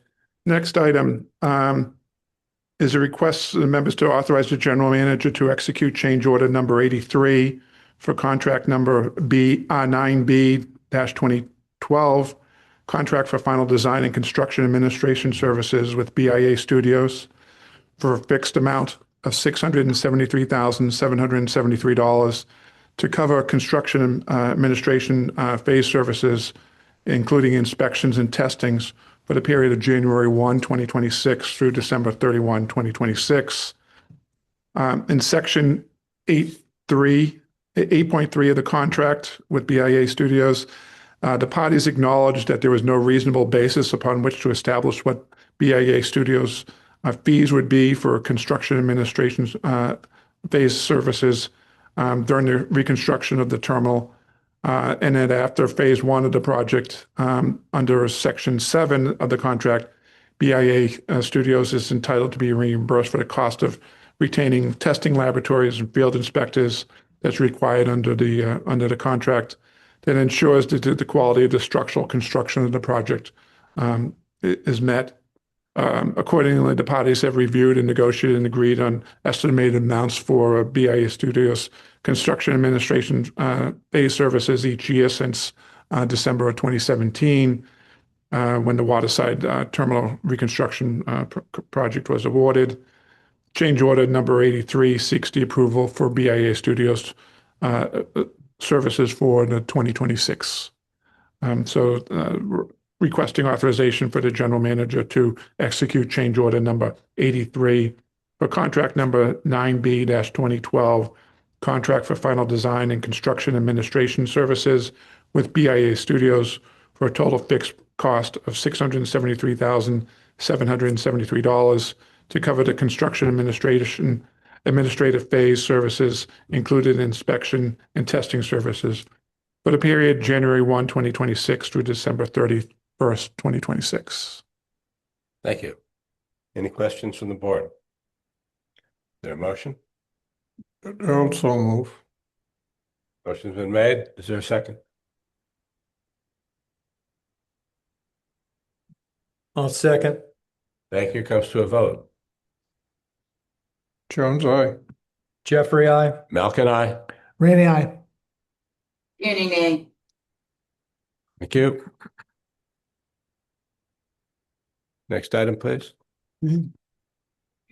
Next item, requested members to authorize the general manager to execute purchases for 32 injectors from Atlantic Detroit Diesel Allison of Marlboro, Mass. And the purchase order 46285 for the MV Woods Hole main MTU engines. The authority intends to purchase the 32 injectors under the quote 305-10259, totaling $192,000.64 for the MV Woods Hole main engine MTU engines. Atlantic Detroit Diesel Allison is a Stewart Stevenson company, is the sole authorized outlet for sales of new and remanufactured MTU engines, parts, and service in the state of Massachusetts, as well as Rhode Island and Connecticut. So we're seeking authorization to execute the purchase of 32 injectors from Atlantic Detroit Diesel Allison, a Stewart and Stevenson company of Marlboro, Mass, under purchase order 46285 for $192,000.64. I'll make the motion to approve. Thank you. Second. Been made and seconded. Comes to a vote. Jones, aye.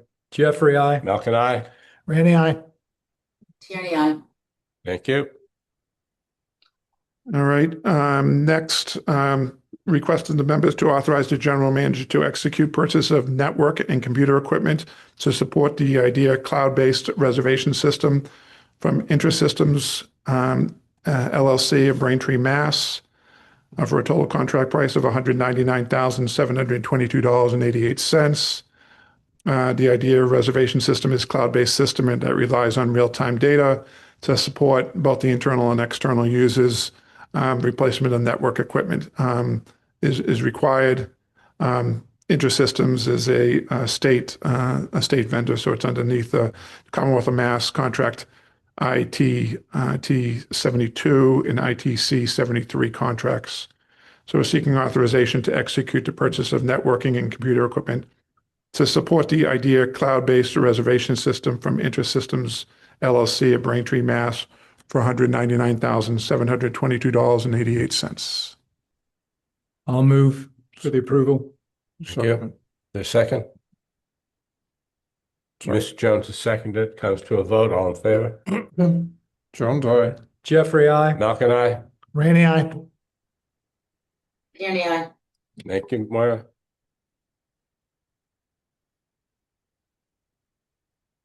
And that does it for procurement. I think, yep. So next, at last month's meeting, the board had asked for for the staff to look at the staging of standby vehicles. So Allison will be coming up. Thank you. I'd like to thank staff for the work that's gone into putting this presentation together. You're a little organized now. You'll need a microphone. What was that? There you go. I don't really need it, but you know. So last month, Mr. Malkin requested that the staff take a look at a plan for staging vehicles at an off-site lot. Staff identified 2 locations that would be potential staging. One would be the Palmer Avenue lot, and the second would be the Gifford Street lot.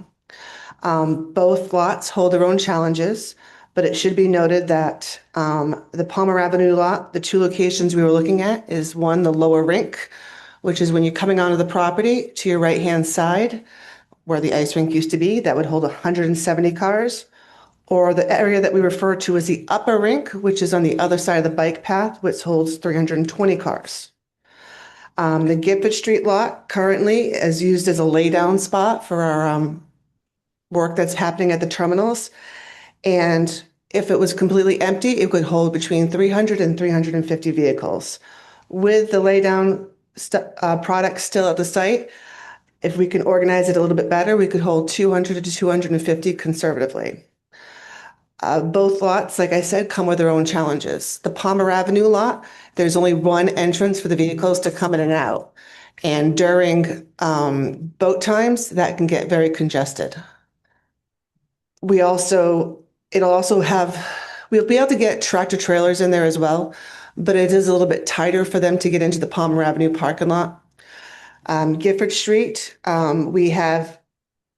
it should be noted that the town of Falmouth has been using it for their Falmouth graduation. And no, we respect the town of Falmouth. It should be stressed that if we were to go with the Gifford Street lot, it would be long-term staging, not parking. I've attached documents of what's going to be needed to complete this. To get the Palmer Avenue lot up and running, we would need a traffic booth of some sort. We have to either commandeer from another location or build. We would need power run to the booth, as well as computers. While the Gifford Street lot already has a traffic booth set up and it has power, so all we have to do is put in the equipment. Also, we'll have to be taking people off a layoff, as well as hiring employees to help work at these locations. Staff is looking at recommending 4 ticket sellers and 4 dock workers or parking lot attendants to cover those shifts. At all times, we would like 1 ticket seller and 1 dock or parking lot attendant at the property.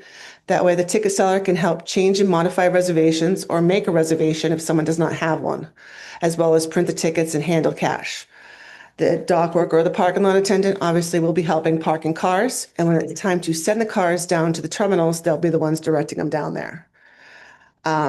Just so everyone is aware that we would have to, in regards to hiring a ticket seller, it would cost us $109,538 a year. That would include the pension and health insurance, while a dock worker would be $104,358 a year, also including health insurance and pension. The premise is at any given time, the terminal will be staging 2 trips plus the Blue Line reservations. For example, if it's 10 a.m., the 10:45 and the 11:05 trips will be staged at the terminal. If a customer has a later reservation, they are to report to the offsite lot. While the offsite lot, the authorities will be checking in customers, printing tickets, and keeping them in order, potentially changing tickets if that needs to be. If a customer has no reservation and they wish to travel, they'll proceed by making the reservation at the offsite lot. Once the 10:45 starts loading, the employees at the offsite lot will start sending down the next group of reservations, and in this case, it would be the noon. If at any time the agent on duty needs extra cars, they will be pulling from the Blue Line. And if there is nothing in the Blue Line or they still need more reservations, they will be taking from the next trip. So in this case, it would be the 11:05. Staff is recommending staffing the offsite lot from 7 a.m. to 8:30 p.m. The first and last hour of operations can be handled at the terminal itself. Staff is just recommending this as an outline on how we could operate this proposed staffing. And I will take any questions that anybody has in regards to this. I got questions. Anybody else want to go? Well, I'd hope you'd have a question. the reason that we've asked to look at this is to help alleviate congestion both down at the dock as well as in the town of Woods Hole. And the reason that we seem to have come into this has to do with construction. The proposal that we're looking at here is going to cost about $250,000 in total, given the parameters you've set it forth. Correct. To accommodate staging. Is there a way that we can accommodate staging in another manner until such time as the construction is completed and we have our traffic study and traffic flow is, dare I say, the new normal, without getting into this type of a complicated situation? So this time of year, I'm not going to jinx myself, but generally speaking, we don't have the traffic backup as we do in the summer because we only have 3 boats running on the Vineyard route. Mm-hmm. And there is space available for people to change and move the reservations if they need to. The reservation office is open until later in the afternoon, so they're obviously taking reservations and changing them as well. I can see this potentially going into effect once we get to the spring when we have a 4-boat schedule and we have more congestion and traffic coming down. We would also need to stage the trucks off-site if they have a later reservation. We can do it at Palmer, but ideally it's better at Gifford for trucks to enter and exit. We also have the traffic lights there as well to help direct them. My fear with Palmer Avenue is that there'll be a lot of congestion and confusion with customers coming in and out, especially when they're parking their cars as opposed to staging their cars. And also, I'm afraid that we might have backup on Palmer Avenue, which can cause its own issues in itself. But this is definitely something that we have time, I think. We don't have to start it right away, but it is something that we should consider for the spring. Consider for the spring operating as you're suggesting here. Yep. Yes, sir. Which is, again, $250,000. At that point, we'll also have employees coming back off a layoff, so we might not have to hire as many new employees at that point. Okay, that's my first set of questions. Mr. Salito, Mr. Tisbury? One of the questions is, will we be getting extra money because people will now be coming down that wouldn't have come down because they know they're going to have standby, and that might offset the $250,000 that we're going to be spending? It's not considered standby since it's still reservation only. Okay. So they would go, and if we had reservations, they could make a reservation there just like they can do currently. But now it's just a physical place for them to go that's not at the terminal for congestion. Thank you. Mr. Jeffries. Have we discussed this at all, either location with the Falmouth PD traffic unit and asked them as to its potential impact on the town of Falmouth? I know that we're trying to alleviate traffic in the village. Be moving it somewhere But are we else. just moving it somewhere else? Is there a way to coordinate it so that we're not putting Woods Hole's problem in main downtown Falmouth? If we are definitely going to be looking at going ahead with this plan, that is definitely something that we should be doing, is talking to the police department as well as the town itself. We should be letting them know what we're doing and not just going through and just doing as we please. Well, I'm for, in theory, moving forward with looking at the efficacy of what I would call the Salito plan. I would suggest maybe the next step is, as we look at the financials of this as well, sit down with the town of Falmouth at this point too.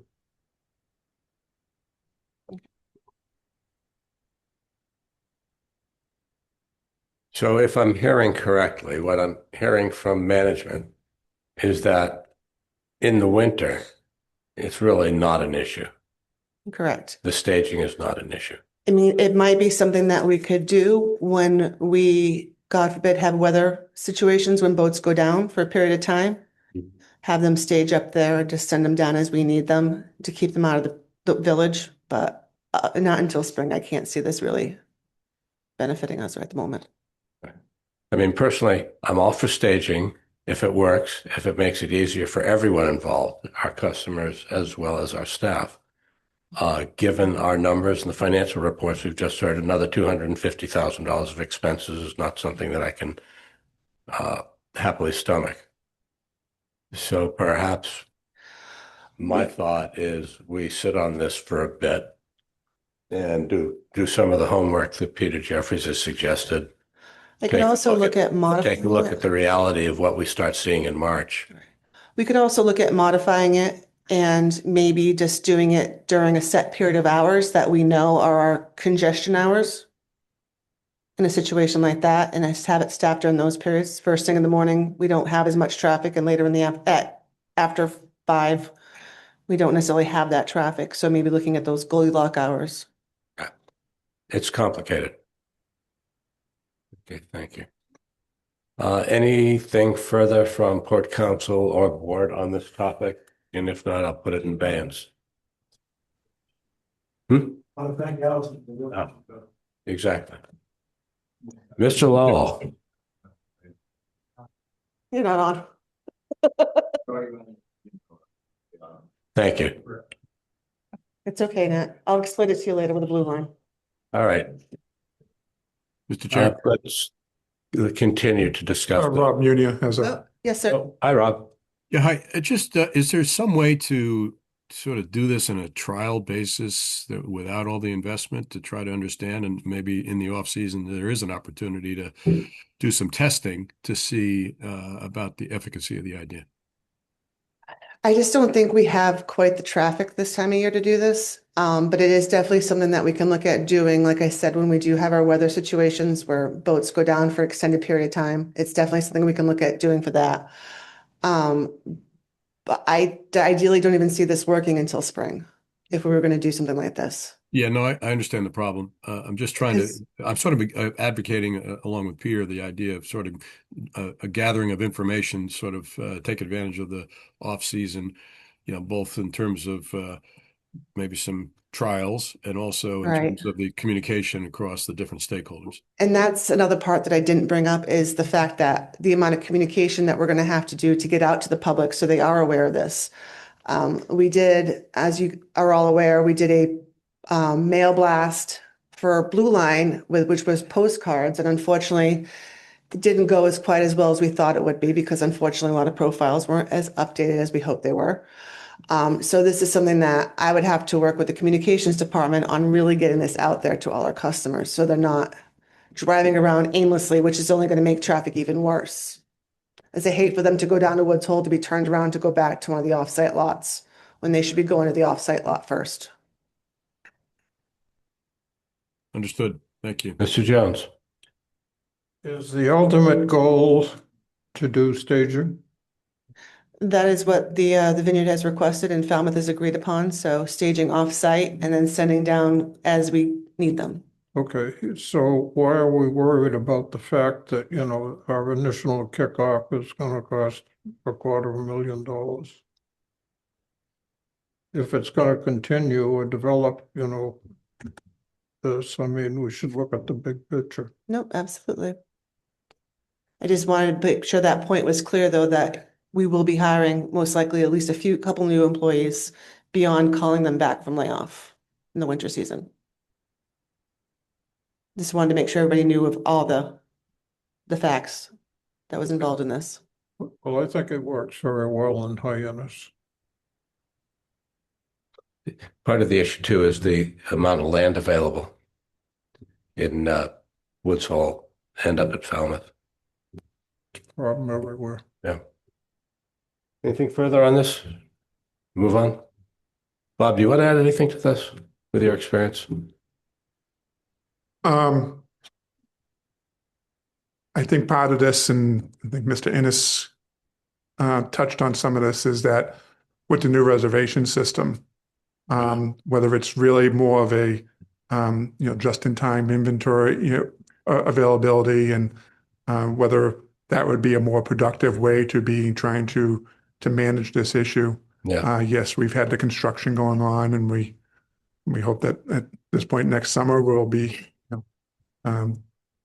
just waiting for the final phase of the site work in the fall. But a lot of it pertains to how quickly we can process the people once they get down to the booths. Yeah. And it's sometimes it's just a manpower issue in that regard.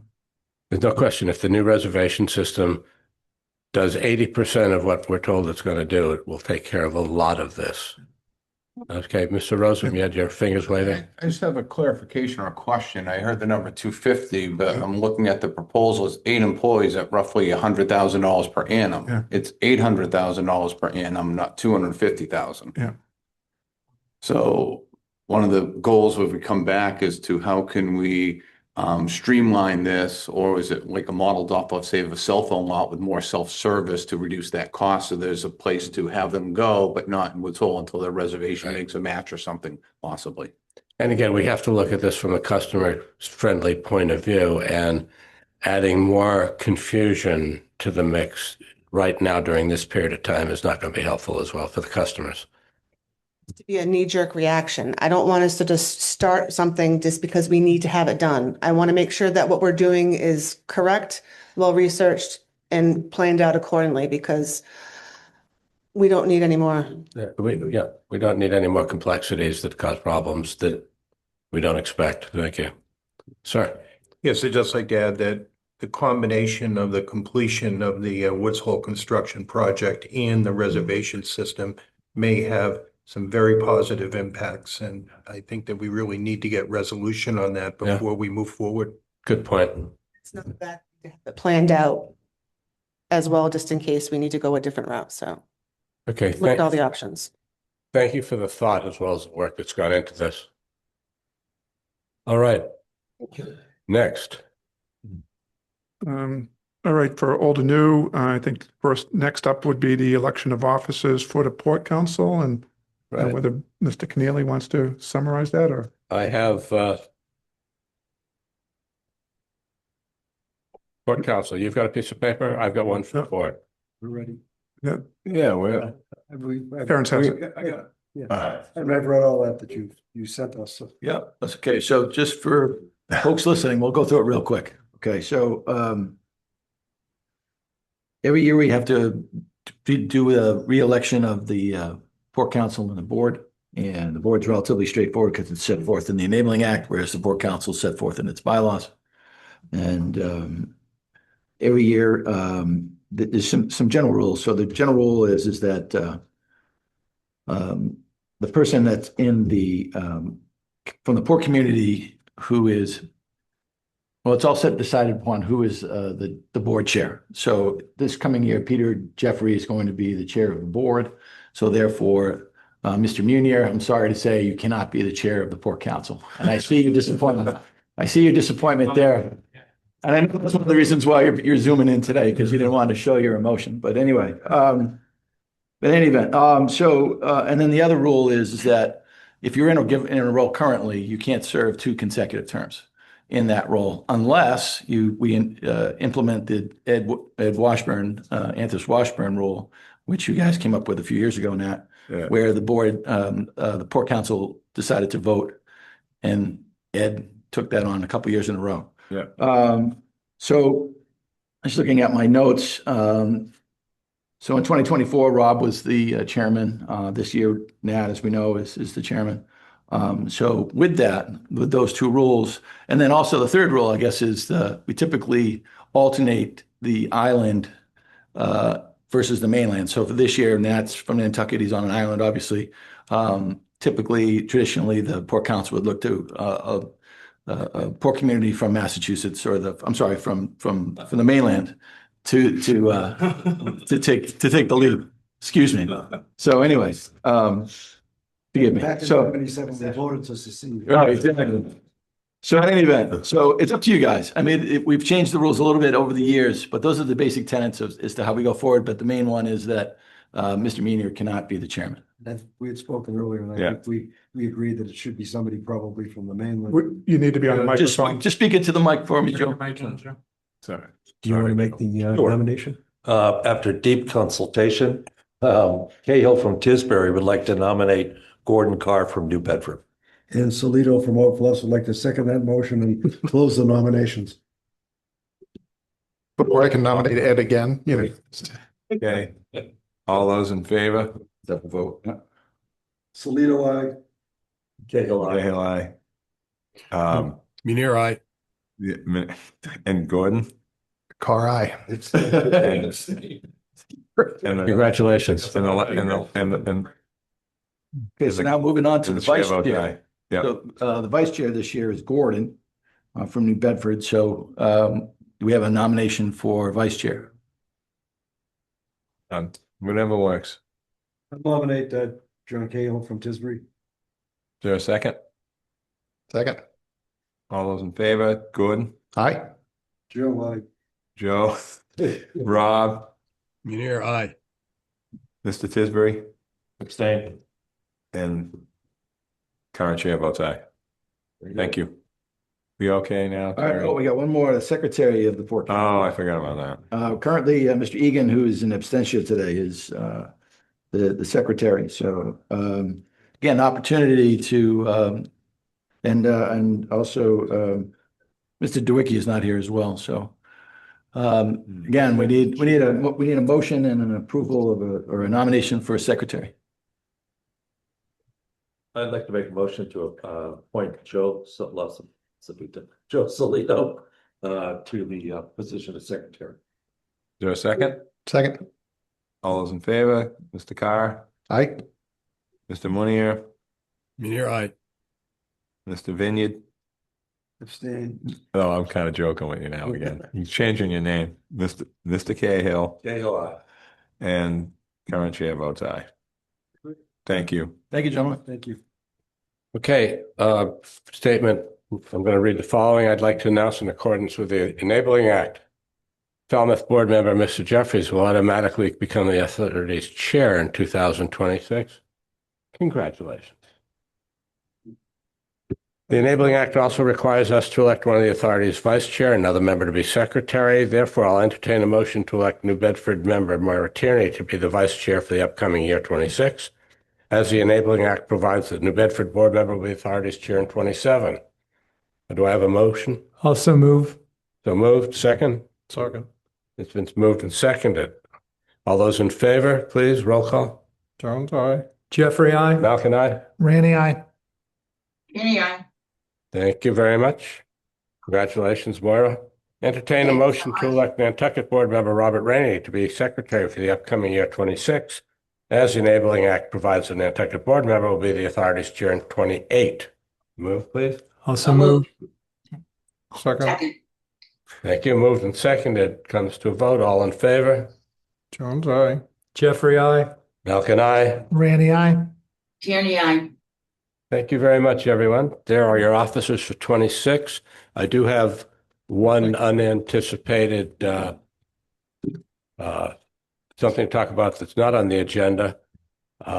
As you know, we have an IT working group that's been underway for a bit, and the chair of that IT working group, Mr. Jeffries, and he has a suggestion for this group.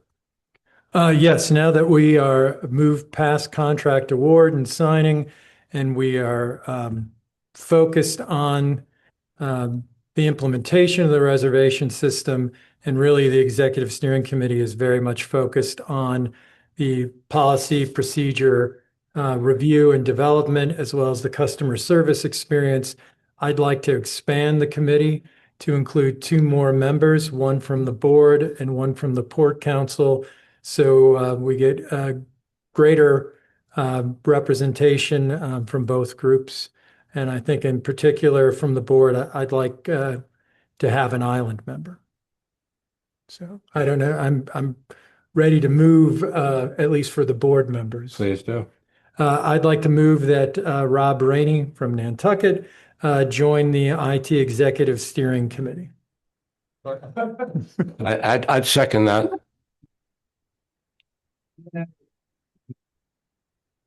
Okay, there's been a motion made. Yeah, Mr. Cale Tisbury.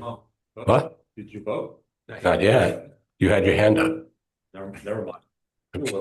Okay. Okay, then it comes to a vote. All in favor? John's aye. John's aye. Jeffrey, I. Malkin, aye. Randy, I. Tierney, aye. Okay, thank you very much. In terms of a board member from the Port Council. So let me ask, Oh, sure. so with that addition, what will be the membership of the board? Of the IT group? We would have, Go ahead. we would have 5 committee members, provided that the Port Council now nominates someone and votes them in. And the board would consist of myself remaining as chair, John Cahill, one of the original members, as well as Eric DeWicki from the Port Council, with the addition of a board member, Rob Rainey from Nantucket, and then if the Port Council votes, the 5th member. Thank you. And to recall, the board was going to sunset this committee right after implementation of the new reservation system. So we're probably looking to sunset, if all goes according to plan, January of 2027. Good.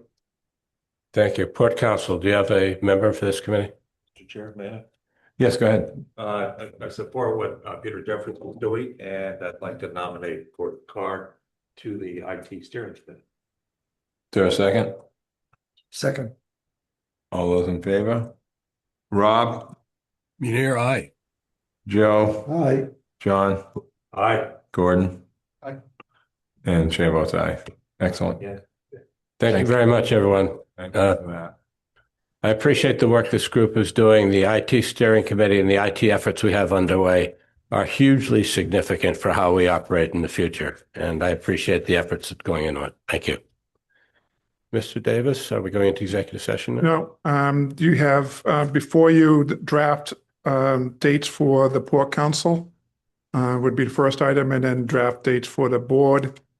Again, looking at the calendar, these are for the Port Council. Those would be the first Tuesday of each month. And then for the board, it would be the third Tuesday of each month, with the exception of a joint meeting in December, which would be on the second Tuesday of the month. I would so move. Thank you. December. Do we need to vote that? If there's any issues with this, I don't think it needs a vote. It just needs, if there's any issues that we need to revisit any of these dates, to let us know. We are looking at with the September board meeting, because there would be a budget meeting. The first Tuesday of September actually ends up being September 1st, which is going to be difficult. But then for the Port Council, but then we want to have enough time between the board meeting in September to be able to go back and have the budget workshops and things like that. Yes. So I guess Mr. Rosen's asking if the September Port Council meeting could be moved to the 8th, but that can be something that we can look at a future time. It would be the second Monday after, we would be the Monday after. Wait a minute. It would be the Tuesday after the holiday. Holiday, would it be better to keep it on the date that it is instead of? Okay. For them, we need to be. Again, this is something that as we get closer to these dates, we can always modify the dates. I think that's a better way to go. And also, when are we, I didn't look at this schedule thing, so when are we having the joint summer? Have we got that figured out yet, what we're doing for the meeting that we normally have somewhere in the summertime? Yeah, we didn't plan on that. We just had the one joint meeting. Okay. But that's at the pleasure of the board and Port Council if they'd like to have a joint meeting. Okay. Thank you. You could host us down there. Two free lunches is good. Mr. Jones. Nantucket's nice in the summertime. Stand by, Mr. Jones. Yeah, I'd like to make one comment here, that over the past 2 years, I mean, we've had a habit of just changing these things almost at will. And for myself, believe it or not, this is not the only thing I have to do with my life, but I do have other committees and things like that. And when we change, for our convenience, sometimes I have to change a whole committee. and I just don't think that's fair. I think if we accept these things, put it on your calendar. If you're going on vacation, put it on your calendar. If you can't make it and you can't Zoom in, you miss the meeting. But to continually, change these meetings back and forth is driving people nuts. Now, Greg Egan is not here today. He knew this was going to be out, but the previous meeting that he didn't even get, he told that he was going to be absent and, couldn't make it. Yeah. So my suggestion is I don't want to make something hard and fast. But I would just say that we amongst ourselves agree when we agree to this. This is the date. Amen. Thank you. I'd second that motion too, because some of us have meetings scheduled and court appearances scheduled, and we've had to change them because they've changed the meeting dates. Well, just set them free. Okay, thank you. I think the point's well taken. And at this point, I'd like to. No. Go ahead. A couple more things still. Oh, I wouldn't like to. Go ahead. All right. So I think Mr. Jeffrey. Yes, Mr. Chair, on behalf of the entire board, I'd want to thank you for your leadership during this past year. You have successfully led the board during a challenging year of significant and positive transformation. First, you led us in our celebration of the arrival of the MV Aquina at the Oak Bluffs terminal, joining her sister ship, the MV Barnstable. Soon that trio will be completed with the arrival of the MV Monomoy. These three identical vessels represent a transformational improvement in the reliability of our fleet in our core mission to operate a safe, efficient, and reliable transportation system for the islands of Martha's Vineyard and Nantucket, with a commitment to sustainability, accessibility, our port communities, and public engagement. Second, you led us in establishing the True North Initiative, starting with the selection of ADIA as the vendor for the authority's new reservation system. While the True North Initiative may not be as visible as the 245 feet MV Aquina, that initiative will touch every corner of our operations and will be foundational for the authority's ongoing success and improvement of our business processes and customer service experience for years to come. Third, the authority made notable progress in 2025 on multiple other projects. Progress on the landside portion of the Woods Hole Terminal project has been steady, albeit at times disruptive. But when it's completed, the two buildings are expected to achieve net zero energy status. The facility, including its planned solar panel installations, will be a key part in the overall greening of our operations. We've also continued development and execution of the authority's strategic plan, as well as its safety quality management system, and saw the fruits of many of these initiatives, including a reduction in our trip cancellation rates. Less than half of 1% of trips have been canceled in the past year for mechanical reasons, and virtually none for crewing. Both are welcome news to the company as well as its customers. And the board has also, under your leadership, voted to maintain its investments in maintenance to address the sustainability of our operations. These investments include authorizing dry docks for the MV Martha's Vineyard, the MV Sanctity, the MV Island Home, the MV Iyannough, and the MV Nantucket. Terminal repairs, including the replacement of transfer bridges at the Nantucket and Vineyard Haven terminals, which we all were aware of Sunday at the Vineyard Haven terminal. Last and most significantly, you oversaw the search process and hiring of the authority's next general manager, Alex Kriska. You and other members of the search committee, Bob Jones, Nat Lowell, and Rob Munir, as well as the authority staff, spent countless hours vetting and interviewing the candidates. You have all of the board's members' deep appreciation for conducting such a diligent and thorough search. We look forward to welcoming Alex on board next year. We also congratulate Bob on the conclusion of his 8-year tenure as general manager. The board will continue to benefit from Bob's expertise in his advisory role as Alex assumes his role as general manager. Jim, on behalf of myself, Moira, Rob, and Bob, we thank you for your leadership this year. Hopefully, I won't screw it up next year. Thank you.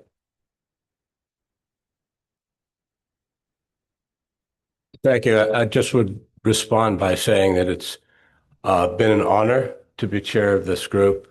It has been mostly a pleasure to be chair of this group, and that the island of Martha's Vineyard shares the goals of the people in this room in continuing to make the Steamship Authority a better operating entity, a better customer service focused entity, while maintaining the type of quality of service that we provide.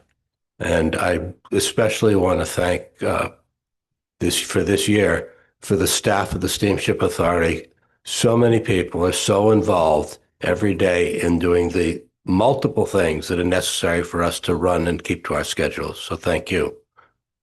And with that, whoops. Mr. Chair, may I? Thank you very much. Given that I didn't know I would be taking over as chair until this morning, I don't have the prepared remarks that Mr. Jeffrey did, but I don't want to miss the opportunity. My remarks will be appropriately subordinate to the board's, but wanted to thank Nat as his chair and really thank him for all the guidance that he's shown me in the few years that I've been on the Port Council. His depth of knowledge seems limitless, and really appreciative of his leadership of the group of us on the Port Council. I hope I will follow in that lead all right and work with both the Port Council and the board members in 2026. Thanks. Thank you. And I might as well go out with something. I want to just, I mean, we're here. It takes a lot to get over here for the day, especially this time of year. For me, Jim, I'm going to tell you something. That committee was awesome. Okay. And like I said 100 times on Zoom, we never did this before. We never did this before. Pretty good. And I'm very happy with how that worked.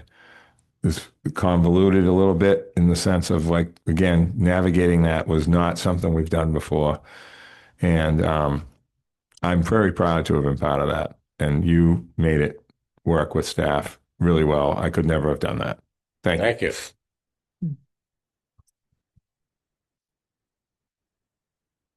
Not yet. Sean, I think you had a couple items. I do. Thank you. I just wanted to report out. I know that you were all made aware of the employee toy drive that we ran this year for various charities. I wanted to report out on the final numbers. So this year we placed toy collection boxes at our Hyannis terminal, the Mashpee Reservation Office, the Woods Hole Terminal, Palmer Avenue, Fairhaven, and Nantucket and Vineyard Haven. Between those locations, plus customer contributions for those who are headed to Stroll, we donated a total of 252 toys to 4 organizations: the Stuff-A-Bus here on the Cape that was benefiting Toys for Tots, Inky Santa, the Red Stocking Fund, and the South Coast United Way. Last year we did 118, if memory serves. We more than doubled our total this year. So a big thank you to our employees, our customers, and everyone who supported this. We had a great buy-in, and I look forward to it being even better next year. Thank you.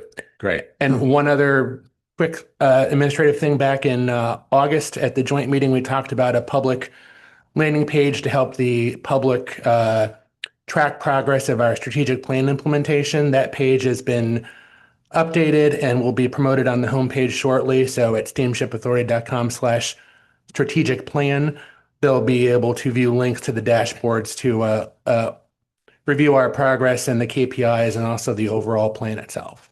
And that's live now. Thank you. That's great, Sean. Thank you. Really great. If you'll indulge me for 1 minute. Mm-hmm. After spending the past 8.5 years as the general manager of the Steamship Authority, as you know, I'll be stepping down my role at the end of this month. and who transitioned into the advisory role in support of my successor, Alex Kriska. Welcome, Alex. I spent over 39 years at the Steamship Authority, and I have the honor of working with a dedicated team of professionals, both past and present, from all facets of the organization. Together, during my tenure as general manager, we moved several monumental projects forward and survived the pandemic. We have developed and implemented our first strategic planning initiative. We have introduced a safety quality management system. We have instituted a training and development program to invest, educate, and retain employees at all levels of the organization. We have awarded a contract for a solar project and invested in 7 electric and 2 hybrid buses as we green the authority. We are updating the fleet through the purchase and conversion of the 3 former OSVs, 2 of which are already in service, and the 3rd will soon be arriving to serve the islands. And we are nearing completion on the Woods Hole Terminal reconstruction project, with the final site work to be awarded soon. I know the authority will continue to improve and excel as everyone works together to provide lifeline services to the island.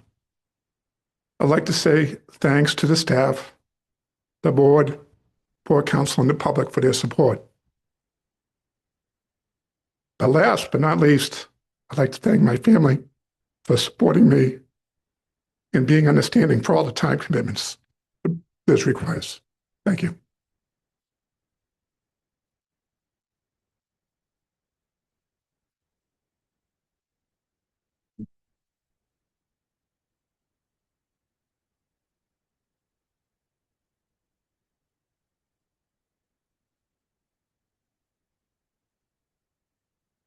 Now we can go to public comment. Thank you. And now we'll go to public comment, Sean. Step to that microphone over there, please. And identify yourself before you get rolling. Hi, my name's Joe Huckemeyer. I'm the owner-operator of Helen H. Offshore here in Hyannis. Recently, you issued a one-day license for us to do runs between Martha's Vineyard and Nantucket for a sport event. Since then, we've gotten a large amount of requests for other trips. We have a number of trips coming up this month, but unlicensed trips because of the time restraints. And we've reached out to Bob Davis to talk about getting a off-season license for sports events for the islands. Just wanted to give you an idea of what we were doing and answer any questions if you had any. The reason for the license requirement, it's not financially sustainable at 40 passengers to keep the price low enough for students and family members from the islands going between islands for the sports events. Lots of people have reached out. We've had the teams reach out. We've had youth sports teams reach out to us looking for rides. So we're looking to move forward. I know it has to go out to public comment. It's going to take some time to do that, but I figured I'd stop by being you're in town and give you a heads up on that and answer any questions if you had any. Well, thank you. I think I could speak for the board. If you have a proposal to give, if you get that to management, they'll evaluate it and then they'll bring it to the board for discussion and decision. Sounds good. Okay. Thank you very much. Okay. And thank you for taking care of the sports issue. And if anyone has a public comment online, you can hit the raise your hand icon. Seeing none. Okay. Thank you all. So I'd like to read a statement prior to going into executive session. Entertain a motion to go into executive session to discuss and approve minutes of the authority's meeting in executive session on November 18 and the general manager's search committee meeting on October 9, and to review and discuss authority strategies with respect to exchange, lease, or value of real estate and security matters. Because a public discussion of these matters may have a detrimental effect on the authority's negotiating and bargaining positions. These matters include consideration of the exchange, lease, or value of the following real estate properties Samuel W. Macy irrevocable trust lease of the Hyannis employee parking lot, and to discuss the deployment of security personnel or devices or strategies with respect thereto. Public disclosure of any more information with respect to these matters would compromise the purposes for which the executive session is being called. And after the conclusion of the executive session, we will not be reconvening in public. May I have a motion to move into executive session, please? So I have a motion is moved. I'll second. Motion's been made and seconded. Comes to a vote. Jones, aye. Jeffrey, I. Malkin, aye. Randy, aye. And Moira's gone. Okay. We're going to leave them in perpetuity. No, we're just going to leave them hang. Okay. Port Council, would you like to adjourn or do you want to just sort of hang out in perpetuity? You want to adjourn, I think. Still need to adjourn. Okay, during our meeting, guys, we can hang out. Yeah. Yes. Terry, for that. Yeah. You're fine. Need a motion to adjourn. Microphones, please. Just 30 seconds. All those in favor? Gordon? Aye. Joe? Aye. Rob? Mueller, aye. John? Yeah, aye. And Chair votes aye. Thank you. All right, we're going into executive session. I'd like to say happy holiday to everyone and the best wishes for a safe and healthy new year. Rob, if you do want to join executive session, I'm going to close this Zoom and restart it. So if you want to listen in on that, you're welcome to. Oh, no, he's already gone.